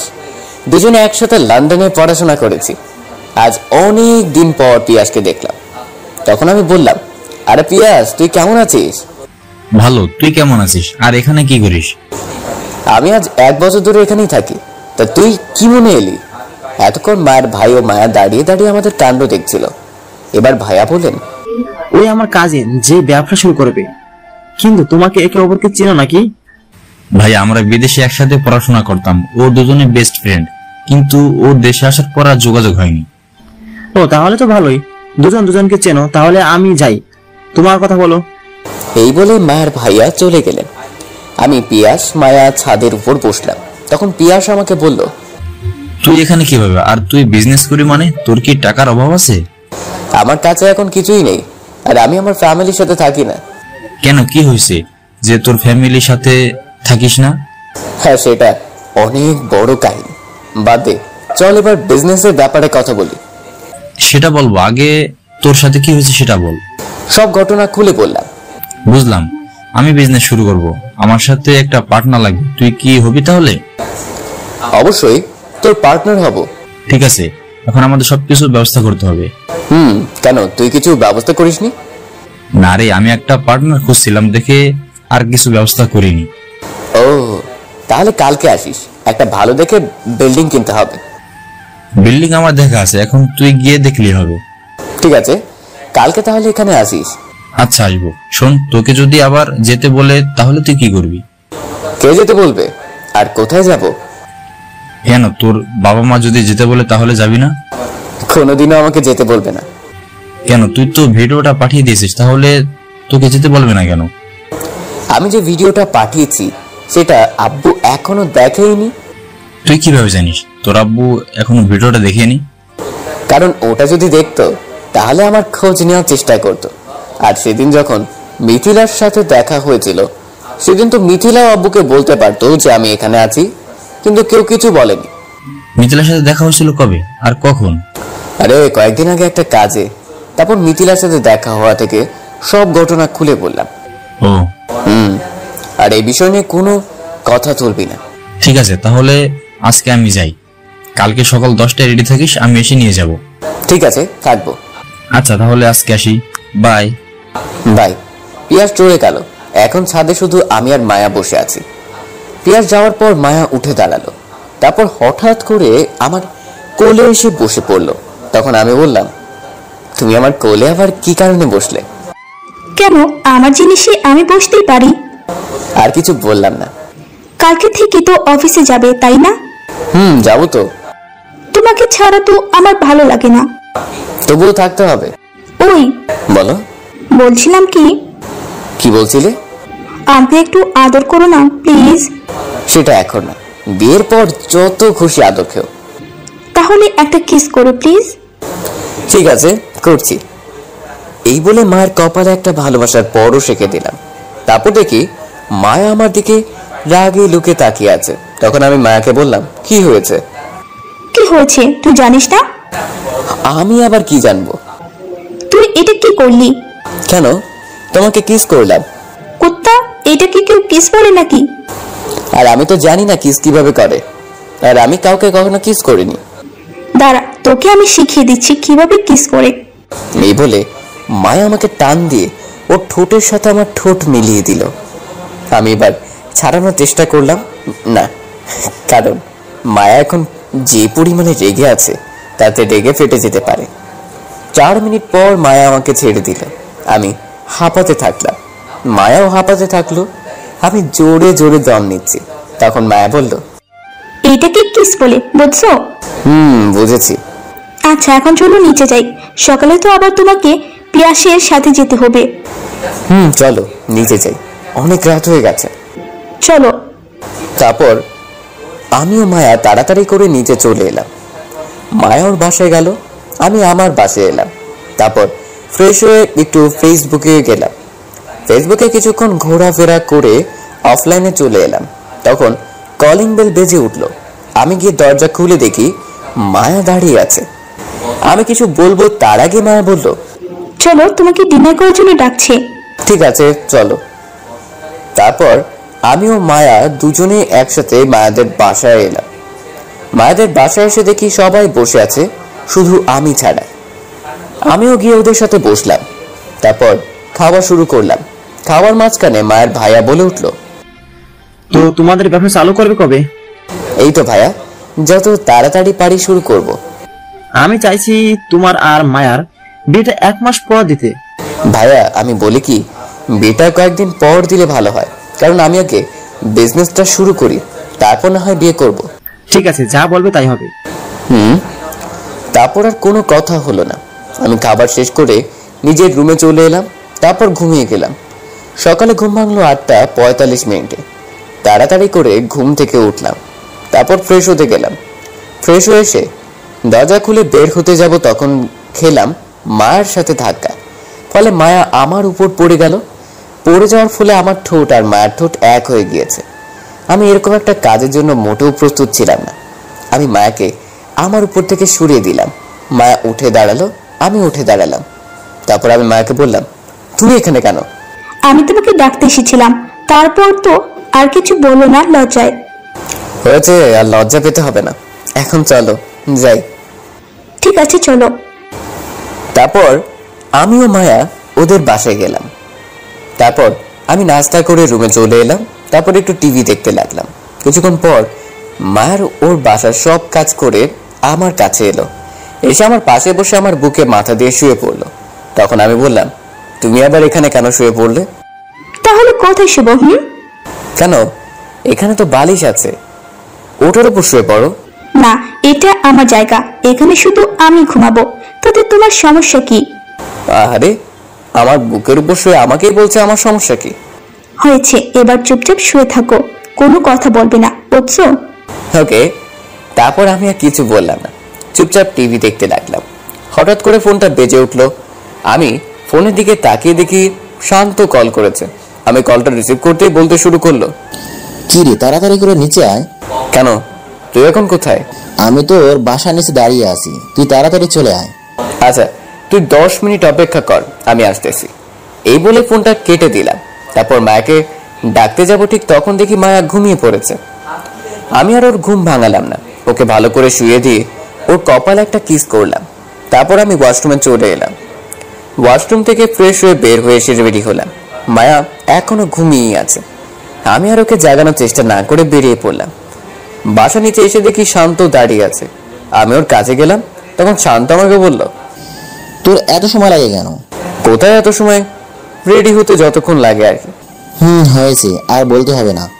তা এখানে দাঁড়িয়ে থাকবি নাকি এখন যাবি? ও আচ্ছা, চল এখন যাই। চল। তারপর আমরা দুজনে শান্তর গাড়িতে উঠলাম। শান্ত গাড়ি ড্রাইভিং করতে লাগলো। কিছুক্ষণ পর আমরা চলে এলাম। আমি গাড়ি থেকে নেমে বিল্ডিংটা দেখতে লাগলাম। অনেক বড় বিল্ডিং, আর বিল্ডিংটা একেবারে রাস্তার পাশে, মানে অফিস বানানোর জন্য পুরোপুরি পারফেক্ট জায়গা। আমি শান্তকে এই বিল্ডিংটা নিতে বললাম। তারপর আমিও শান্ত গিয়ে বিল্ডিং এর মালিকের সাথে কথা বললাম। কথাবার্তা বলে বিল্ডিংটা আমরা কিনে নিলাম। তারপর আমিও শান্ত গাড়িতে উঠলাম। এখন আবার আমার বাসায় যাব। গাড়িতে উঠলাম, এবারও শান্ত ড্রাইভিং করছে, আমি চুপচাপ বসে আছি। তখন আমার ফোনটা বেজে উঠলো। আমি ফোনটা বের করে দেখি মায়া কল করেছে। আমি কলটা রিসিভ করলাম। তখন মায়া ওপাশ থেকে বলল, হ্যালো, তুমি কোথায়? এই তো রাস্তায় আছি, আসতেছি। কেন? না, এমনি। আর তুমি গিয়েছো, আমাকে বলে যাবে না? আরে তুমি তো ঘুমাচ্ছিলে, তাই তোমাকে আর ডাকিনি। ওকে, সাবধানে এসো। আচ্ছা, এই বলে ফোন কেটে দিলাম। তারপর শান্তকে বললাম, বিল্ডিং তো হয়ে গেছে, এখন তো বাকি কাজগুলো করতে হবে। এখন শুধু লোক নিতে হবে, তাছাড়া আমি সব ব্যবস্থা করে ফেলেছি। 4টা কোম্পানির সাথে ডিল করে রেখেছি, তারা আমাদের কাজ দেবে, আমরা শুধু করে দেব। তাহলে তো ভালোই করেছিস। এখন সবকিছু তুই লোক দিয়ে সাজিয়ে ফেল। কাল থেকে শুরু করব। কাজগুলো যত তাড়াতাড়ি সম্ভব শেষ করতে হবে। ঠিক বলেছিস, তবে তাড়াতাড়ি শেষ করে ফেলবো। এগুলো শেষ করে আবার লোক নিয়োগের বিজ্ঞাপন দিতে হবে। সেটা তো দিবই, তবে লোক কিন্তু তুই সিলেক্ট করবি, কাকে নিব কাকে নিব না। ঠিক আছে, আমি দেখব। তুই সবকিছু তাড়াতাড়ি রেডি কর। কালকে সকালে তুই রেডি থাকিস। ঠিক আছে। সকালে তোকে আমি তোর বাসায় এসে নিয়ে যাব। তারপর আর কোনো কথা হলো না। শান্ত আমাকে আমার বাসার সামনে নামিয়ে দিল। আমি বাসার ভিতরে যাব, তখন শান্ত বলল, সকাল 10টায় রেডি থাকিস, আমি তোকে নিতে আসবো কিন্তু। আচ্ছা, আসিস। আচ্ছা বলে শান্তর গাড়ি চলে গেল। আমি বাসার ভেতরে চলে এলাম। দরজা খুলে ভেতরে যেতে আমি ভয় পেয়ে গেলাম, কারণ মায়া আমার দিকে রাগেই চোখে তাকিয়ে আছে। মনে হচ্ছে কাছে ফেলে চিবিয়ে খাবে। আমি ভয়ে ভয়ে ওর কাছে গিয়ে বললাম, কি হয়েছে, তুমি এখানে দাঁড়িয়ে আছো কেন? তো কি করব, তুমি আমাকে না বলে চলে গেলে কেন? তুমি তো ঘুমিয়েছিলে, তাই তোমাকে আর ডাক দেইনি। পরে যেন আর এমন না হয় বলে দিলাম। ঠিক আছে, বলে যাব। যাও, এখন ফ্রেশ হয়ে এসো। ওকে। আমি বাধ্য ছেলের মতো ফ্রেশ হতে গেলাম। ফ্রেশ হয়ে বের হয়ে দেখি মায়া তোয়ালে হাতে নিয়ে দাঁড়িয়ে আছে। আমি বের হতেই আমার দিকে তোয়ালে বাড়িয়ে দিল। আমি তোয়ালটা নিয়ে হাত মুখ মুছে রেখে দিলাম। তখন মায়া বলল, তো তুমি বিল্ডিং দেখছো কি? দেখে এসেছি, আবার কিনেও ফেলেছি। তোমার অফিস চালু করবে কবে? এই তো আর কয়েকদিন পর থেকে শুরু করবে। আচ্ছা চলো না আমরা বিয়েটা করে ফেলি। আবার এক কথা, এই প্রশ্নের উত্তর তোমাকে কয়বার বলবো? ঠিক আছে আর বলবো না। এখন চলো খাবার খেয়ে নিবে। চলো। তারপর আমিও মায়া ওদের বাসায় এসে লাঞ্চ করে নিলাম, তারপর রুমে এসে ঘুমিয়ে গেলাম। এভাবে দেখতে দেখতে আজকের দিনটা কেটে গেল। পরের দিন ঘুম থেকে উঠে নাস্তা করে রেডি হয়ে বাসার সামনে দাঁড়িয়ে আছি, কিন্তু শান্তর আসার কোনো নাম গন্ধই নেই। আমি নিচে বসে দারোয়ান চাচার সাথে কথা বলতে লাগলাম। তখন শান্ত এলো।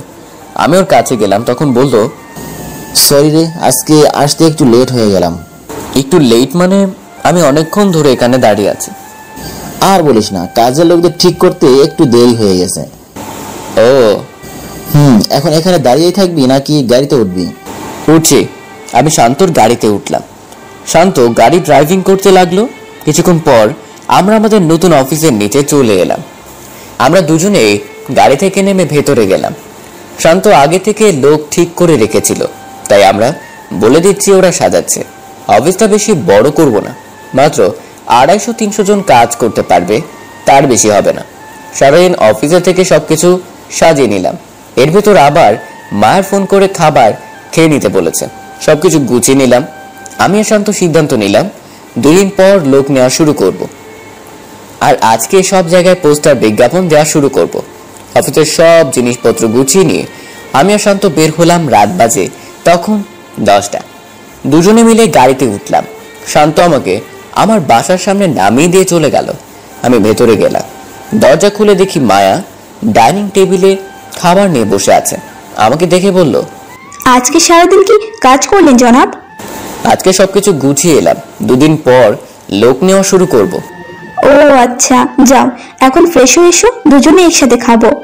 দুজনে খাবো মানে? তুমি এখনো খাওনি কেন? তোমার সাথে খাবো দেখি আর খাইনি। এখন বেশি কথা না বলে যাও, তাড়াতাড়ি ফ্রেশ হয়ে এসো। বলে আমাকে ধাক্কা দিয়ে আমাকে ওয়াশরুমে পাঠিয়ে দিল। আমিও ফ্রেশ হয়ে সোজা খাবার টেবিলে চলে এলাম। তারপর আমরা দুজনে খাবার খেয়ে নিলাম। খাবার খেয়ে মায়াকে ওর বাসায় পাঠিয়ে দিলাম। তারপর আমি রুমে এসে ঘুমিয়ে গেলাম। এভাবে কেটে গেল 2 দিন। 2 দিন পর আজকে সকালে সকালে অফিসে চলে এলাম, কারণ আজকে আমি লোক নিয়োগ করব। ইন্টারভিউ রুমে আমিও শান্ত বসে আছি। আমরা দুজনে সবার ইন্টারভিউ নিচ্ছি। অনেক মানুষ ইন্টারভিউ দিতে এসেছে, নিচে 1000 হবে, তবে আমরা শুধু 300 জনকে নিব। একে একে সবাই ইন্টারভিউ দিচ্ছে। সবাই ইন্টারভিউ নিতে নিতে বিকেল হয়ে গেল। আমিও শান্ত ঠিক করেছি কাকে কাকে নিব। তো আমরা তাদের চাকরি খবরটা বলে দিলাম। আজকে 28 তারিখ, 1 তারিখ থেকে অফিস চালু করব, তাই সবাইকে 1 তারিখ আসতে বললাম। তারপর আমিও বাসায় চলে এলাম। আজকে 1 তারিখ। আজকে সকালে আমি আবার অফিসে গেলাম। গিয়ে অফিসের সকল কর্মীদের সাথে আমিও শান্ত পরিচিত হলাম। প্রথম দিন ছিল, তাই সবার কাজের চাপ একটু কম ছিল, তাই আজকে তাড়াতাড়ি অফিস ছুটি দিয়ে দিলাম। আর কালকে ঠিক টাইমে সবাইকে আসতে বললাম। তারপর আমি বাসায় চলে এলাম। এভাবে কেটে গেল 6 মাস। এই 6 মাসে আমাদের কোম্পানিতে আয় আগের থেকে ডাবল হয়েছে। আমাদের কোম্পানি এখন ভালোই চলছে। একদিন অফিস থেকে বাসায় ফিরে দেখি মায়া আমার রুমে বসে আছে। এটা নতুন কিছু না, প্রতিদিন মায়া আমার রুমে বসে থাকে, তবে আজকে একটু বেশি সাজগোজ করেছে। কারণটা বুঝলাম না। তখন আমি মায়ের কাছে গিয়ে বললাম, কি ব্যাপার, আজকে এত আটা ময়দা মেখেছো কেন? খবরদার, এর একটা নাম আছে, মেকআপ। না, আমি আটা ময়দাই বলবো। এখন বলো, এত সাজগোজ করার কারণটা কি? আছে একটা কারণ, সেটা তোমাকে বলবো না।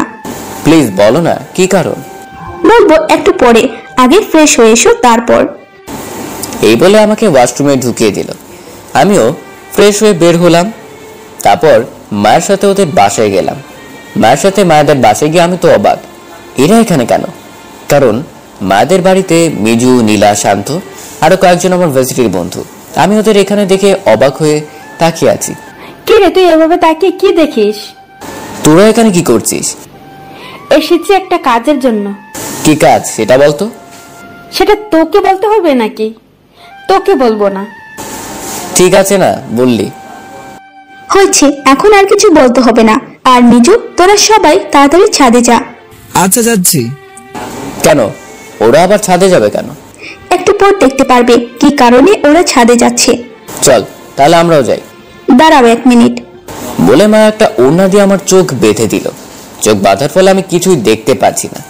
কি ব্যাপার, তুমি আবার আমার চোখ বাঁধলে কেন? চলো এখন ছাদে যাব, তোমার জন্য একটা সারপ্রাইজ আছে। কি সারপ্রাইজ? আমাকে অনন্ত বলো। বলে তো সেটা সারপ্রাইজ থাকবে না। ওকে, এখন চলো আমার সাথে। কোথায় যাব? এত কথা না বলে চুপচাপ আমার সাথে এসো। ঠিক আছে, চলো দেখি। তারপর মায়া আমাকে ধরে নিয়ে ছাদের উপর চলে এলো। তারপর মায়া আমার চোখের বাঁধনটা খুলে দিল। সাথে সাথে সবাই একসাথে বলে উঠল, হ্যাপি বার্থডে টু ইউ। আমি এসব দেখে টাসকি খেলাম। আজকে আমার জন্মদিন, আর আমারই মনে ছিল না। এইসব ভাবছি, তখন আমার সামনে একটা বড় কেক এলো। নেও এবার কেক কাটো। ওকে বলে কেকটা কাটলাম। তারপর প্রথমে মায়াকে খাওয়ালাম, তারপর একে একে সবাইকে কেক খাওয়ালাম। তাহলে এই ছিল আমার সারপ্রাইজ।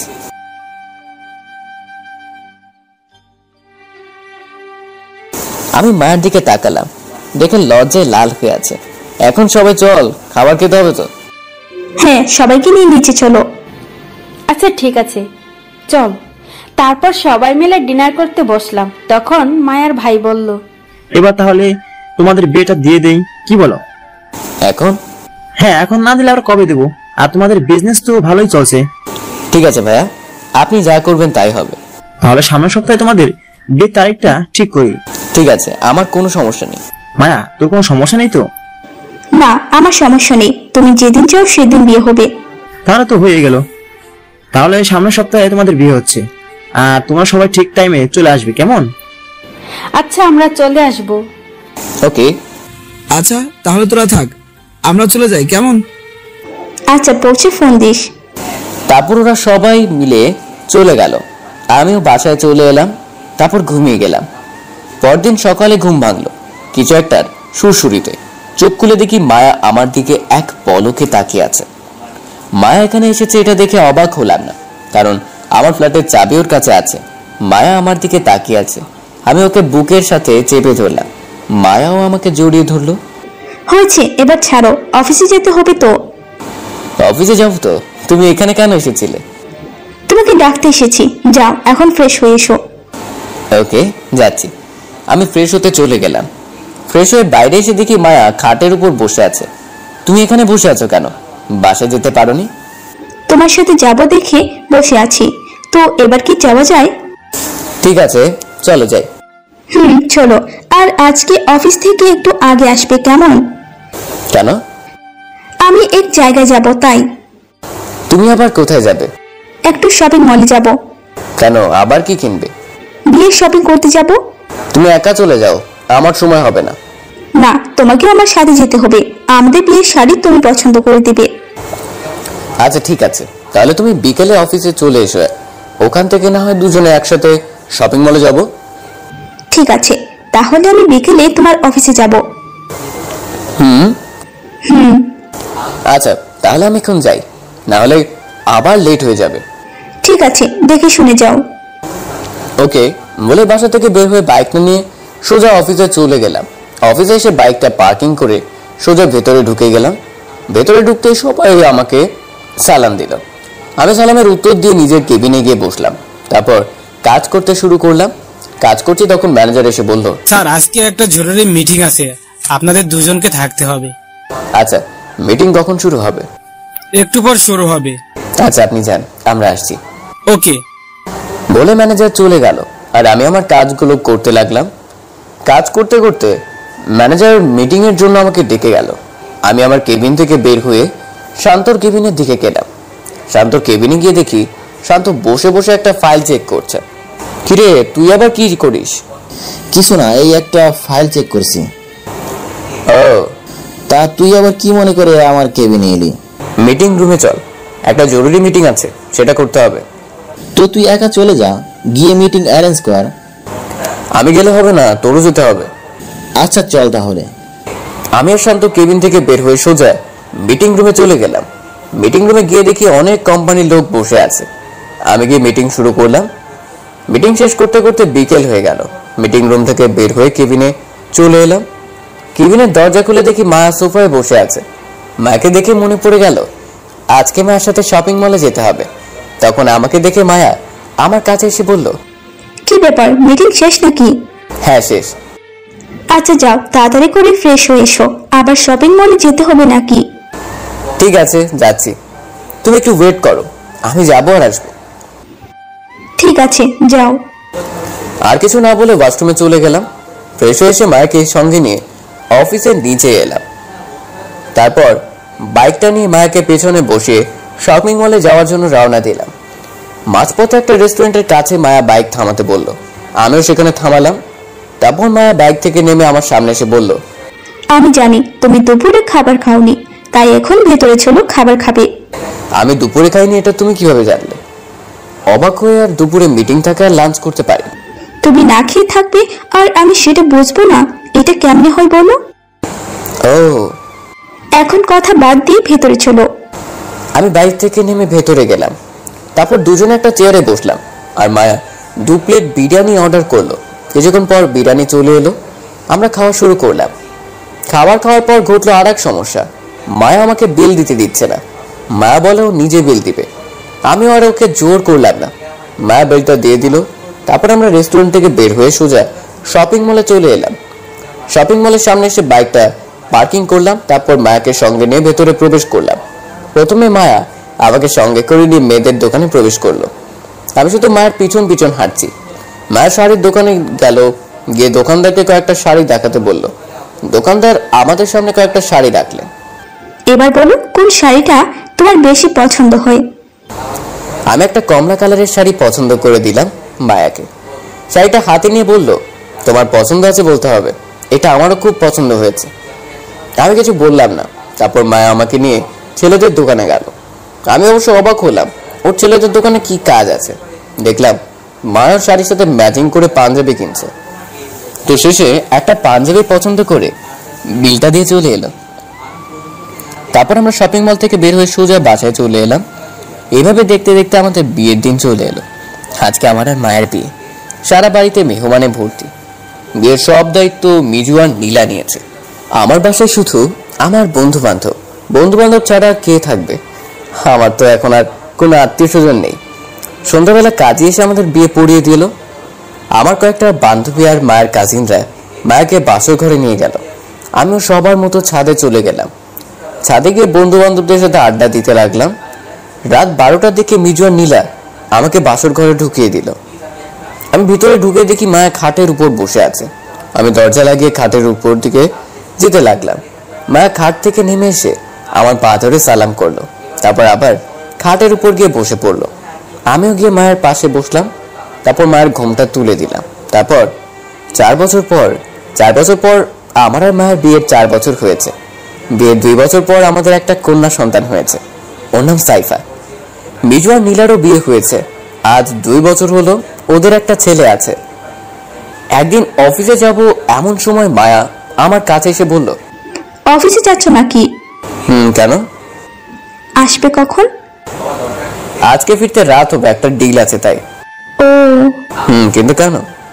না, আজকে তোমার মেয়ে শপিং এ যেতে চাইছে তাই। আজকে তো হবে না। সেটা আমাকে না বলে তোমার মেয়েকে বলো। ঠিক আছে, সাইফাকে ডাক দাও। আমাকে ডাকতে তো হবে না, আমি এসে গেছি। আজকে কিন্তু আমি শপিং এ যেতে পারবো না। না, আমি কোনো কথা শুনতে চাই না। আমার সাথে আজকে শপিং এ যাবে। আচ্ছা ঠিক আছে, দেখি আজকে তাড়াতাড়ি আসতে পারি কিনা। ঠিক আছে বাবাই। তারপর আমি বাসা থেকে বের হয়ে অফিসে চলে এলাম। আজকে আবার একটা বড় মিটিং আছে, তাই আমাদের সেখানে যেতে হবে। তাই অফিসে এসে শান্তকে নিয়ে মিটিং এর জায়গায় চলে গেলাম। অফিসের ভেতর ঢুকতে পিয়ন আমাদের নিয়ে মিটিং রুমে নিয়ে গেল। আমরা মিটিং রুমে গিয়ে বসলাম। তখন একে একে সবাই আসতে লাগলো। এরপর যে প্রবেশ করলো তাকে দেখে আমি চমকে উঠলাম। আব্বু এখানে কেন? কারণ আব্বু এবার মিটিং রুমে প্রবেশ করেছে। আব্বু আমার দিকে তাকিয়ে আছে, হয়তো আমাকে কিছুটা চিনতে পারছে, কারণ আমি মাস্ক পরে আছি। আমি শান্তকে সবকিছু বলে ওখান থেকে বের হয়ে এলাম, কারণ আর কিছুক্ষণ ওখানে থাকলে আব্বু আমাকে চিনে ফেলতো। অফিস থেকে বের হয়ে সোজা বাসায় চলে এলাম। বাসার সামনে এসে কলিং বেল বাজাতেই মায়া দরজা খুলে দিল। মায়া অবশ্যই এই টাইমে আমাকে আশা করেনি। কি ব্যাপার, তুমি আজকে এত তাড়াতাড়ি এসেছো কেন? এমনি ভালো লাগছে না তাই। কি বলো, শরীর খারাপ নাকি? আরে না, তেমন কিছুই নয়। আচ্ছা যাও, তাহলে তুমি রেস্ট নাও। আমি কোনো কথা না বলে সোজা রুমে চলে এলাম। সেদিন আর বাইরে কোথাও গেলাম না। পরের দিন সকালে অফিস গেলাম, সারাদিন কাজ করে রাতে বাসায় চলে এলাম। এভাবে 2 মাস কেটে গেল। একদিন বিকেলে অফিস থেকে বাসায় এসে কলিং বেল বাজালাম। তখন একজন মহিলা এসে দরজা খুলে দিল। সেই মহিলা আমাকে দেখা মাত্র আমাকে জড়িয়ে ধরে কেঁদে উঠলেন। আপনারা আবার ভাবছেন এটা কে? আসলে সে হলো আমার আম্মু। আমি আম্মুকে দেখে অনেক অবাক হলাম। আম্মু এখানে কিভাবে এলো? আম্মু আমাকে ধরে কাঁদছে আর আমি এসব ভাবছি। এতদিন আমাদের ছেড়ে কিভাবে ছিলি? আমাদের কথা কি তোর একটুও মনে পড়েনি? মনে পড়লেও মিথ্যা অপরাধী হয়ে থাকতে চাইনি, তাই আর যাইনি। আমরা জানতাম তুই এই কাজ করিসনি। মিথিলা তোকে ফাঁসিয়েছে। কিন্তু তোমরা এখানে এলে কিভাবে? তোর আব্বু আমাদের নিয়ে এসেছে। আব্বু কোথায় এখন? তোর আব্বু ভেতরে বসে আছে, সাইফাকে নিয়ে খেলা করছে। আয় আগে ভেতরে আয়। আমি আম্মুর সাথে ভেতরে এসে দেখি মিথিলার ছোট বোন, মিথিলার আব্বু আম্মু, আমার আব্বু, সাইফা, মায়া বসে বসে গল্প করছে। আমি একবার মিথিলার দিকে তাকাতেই মিথিলা মাথাটা নিচু করে নিল। আমি ওর দিক থেকে আমার চোখটা সরিয়ে নিলাম। তখন মিথিলার আব্বু বলল, বাবা, আমাদের ক্ষমা করে দিও। আমাদের মেয়ে যা করেছে তার জন্য আমরা খুবই লজ্জিত। না আঙ্কেল, ঠিক আছে, তবে দ্বিতীয়বার যেন এই ভুল আর না করে। আর কখনো এমন করবে না, আমি কথা দিচ্ছি। ঠিক আছে। তখন আব্বুর সোফা থেকে উঠে আমার কাছে এসে করে একটা থাপ্পড় মেরে দিলেন। তারপর জড়িয়ে ধরে কেঁদে উঠলেন। আমি কেঁদে উঠলাম সাথে সাথেই। এতদিন আমাদের ছেড়ে কেমনে ছিলি? ছিলাম কোন রকমে। একা একা কিভাবে থাকবি? একা থাকতাম না, মায়া সবসময় আমার পাশে থেকেছে। মেয়েটাকে আমাদের সবার পছন্দ হচ্ছে, ভারী মিষ্টি মেয়ে। কিন্তু তোমার আমার ঠিকানা জানলো কিভাবে? হঠাৎ করে মায়া কিচেন থেকে এসে বলল, আমি নিয়ে এসেছি। কিন্তু তুমি তাদের চিনলে কিভাবে? আচ্ছা শোনো, আজকে বিকেলে আমি আর সাইফা একটু পার্কে গিয়েছিলাম ঘুরতে। তখন শুনি আপুকে দেখিয়ে আমার কাছে এসে তোমার ছবি দেখে বলে আমি তোমাকে চিনি কিনা। তখন আমি বলি এটা আপনার কি হয়? তখন তিনি বললেন এটা তার ছেলে, একটা ভুলের কারণে তাকে বাসা থেকে বের করে দিয়েছে। আজ 5 বছর ধরে ওকে খোঁজে চলেছি, কিন্তু খুঁজে পাচ্ছি না। তখন আমি এদের তোমার কথা বলি আর এটাও বলি যে আমি তোমার বউ, আর তারা আমাকে তাদের বৌমা হিসেবে মেনে নিয়েছে। এত বড় একটা কাহিনী আর আমি কিছুই জানি না। তোমাকে আর জানতে হবে না, যাও এখন ফ্রেশ হয়ে এসো, সবাই একসাথে খাবো। ঠিক আছে। আব্বু আম্মু আপনারাও ফ্রেশ হয়ে আসেন, একসাথে নাস্তা করব। তারপর আমি সবাইকে রুম দেখিয়ে দিলাম। সাইফা আম্মুর কাছে আছে। সবাইকে রুম দেখিয়ে দিয়ে আমি রুমে এলাম। এসে ফ্রেশ হতে চলে গেলাম। ফ্রেশ হয়ে বের হয়ে দেখি মায়া দাঁড়িয়ে আছে। আমি ওর কাছে যেতে আমাকে জড়িয়ে ধরে বলল, আমার একটা কথা রাখবে? কি কথা বলো, আমি রাখার চেষ্টা করব। বেশি কিছু না, তোমার বাবা মার সাথে তোমার বাড়িতে যেতে চাই আর এখানে আসতে চাই না। ঠিক আছে, যাব। সত্যি বলছো? বলার সাথে সাথে মায়া আমার গালে একটা চুমু দিয়ে ডাইনিং টেবিলে চলে গেল। আমিও মায়ের সাথে খাবার টেবিলে চলে এলাম। একে একে আব্বু আম্মু, মিথিলার বোন, মিথিলার আব্বু আম্মু সবাই এসে পড়লো। তারপর আমরা খাবার খাওয়া শুরু করলাম। তাহলে বাড়িতে কবে যাচ্ছিস? তুমি যেদিন বলবে সেদিনই যাব। তাহলে কালকে সকালে রেডি হয়ে থাকিস। আর কোনো কথা বললাম না। খাবার খেয়ে রুমে চলে এলাম। তারপর ঘুমিয়ে গেলাম। আজকে সাইফা ওর দাদা দাদির কাছে ঘুমিয়েছে। সকালবেলা ঘুম থেকে উঠে নাস্তা করে বেরিয়ে পড়লাম আমার বাড়ির দিকে। বাড়িতে আস্তে আস্তে বিকেল হয়ে গেল। বাড়ির সামনে গাড়ি থেকে নামলাম। বাড়িটা আগের মতোই আছে। আমি বাড়ির ভেতর এলাম। তারপর আমার রুমে চলে এলাম।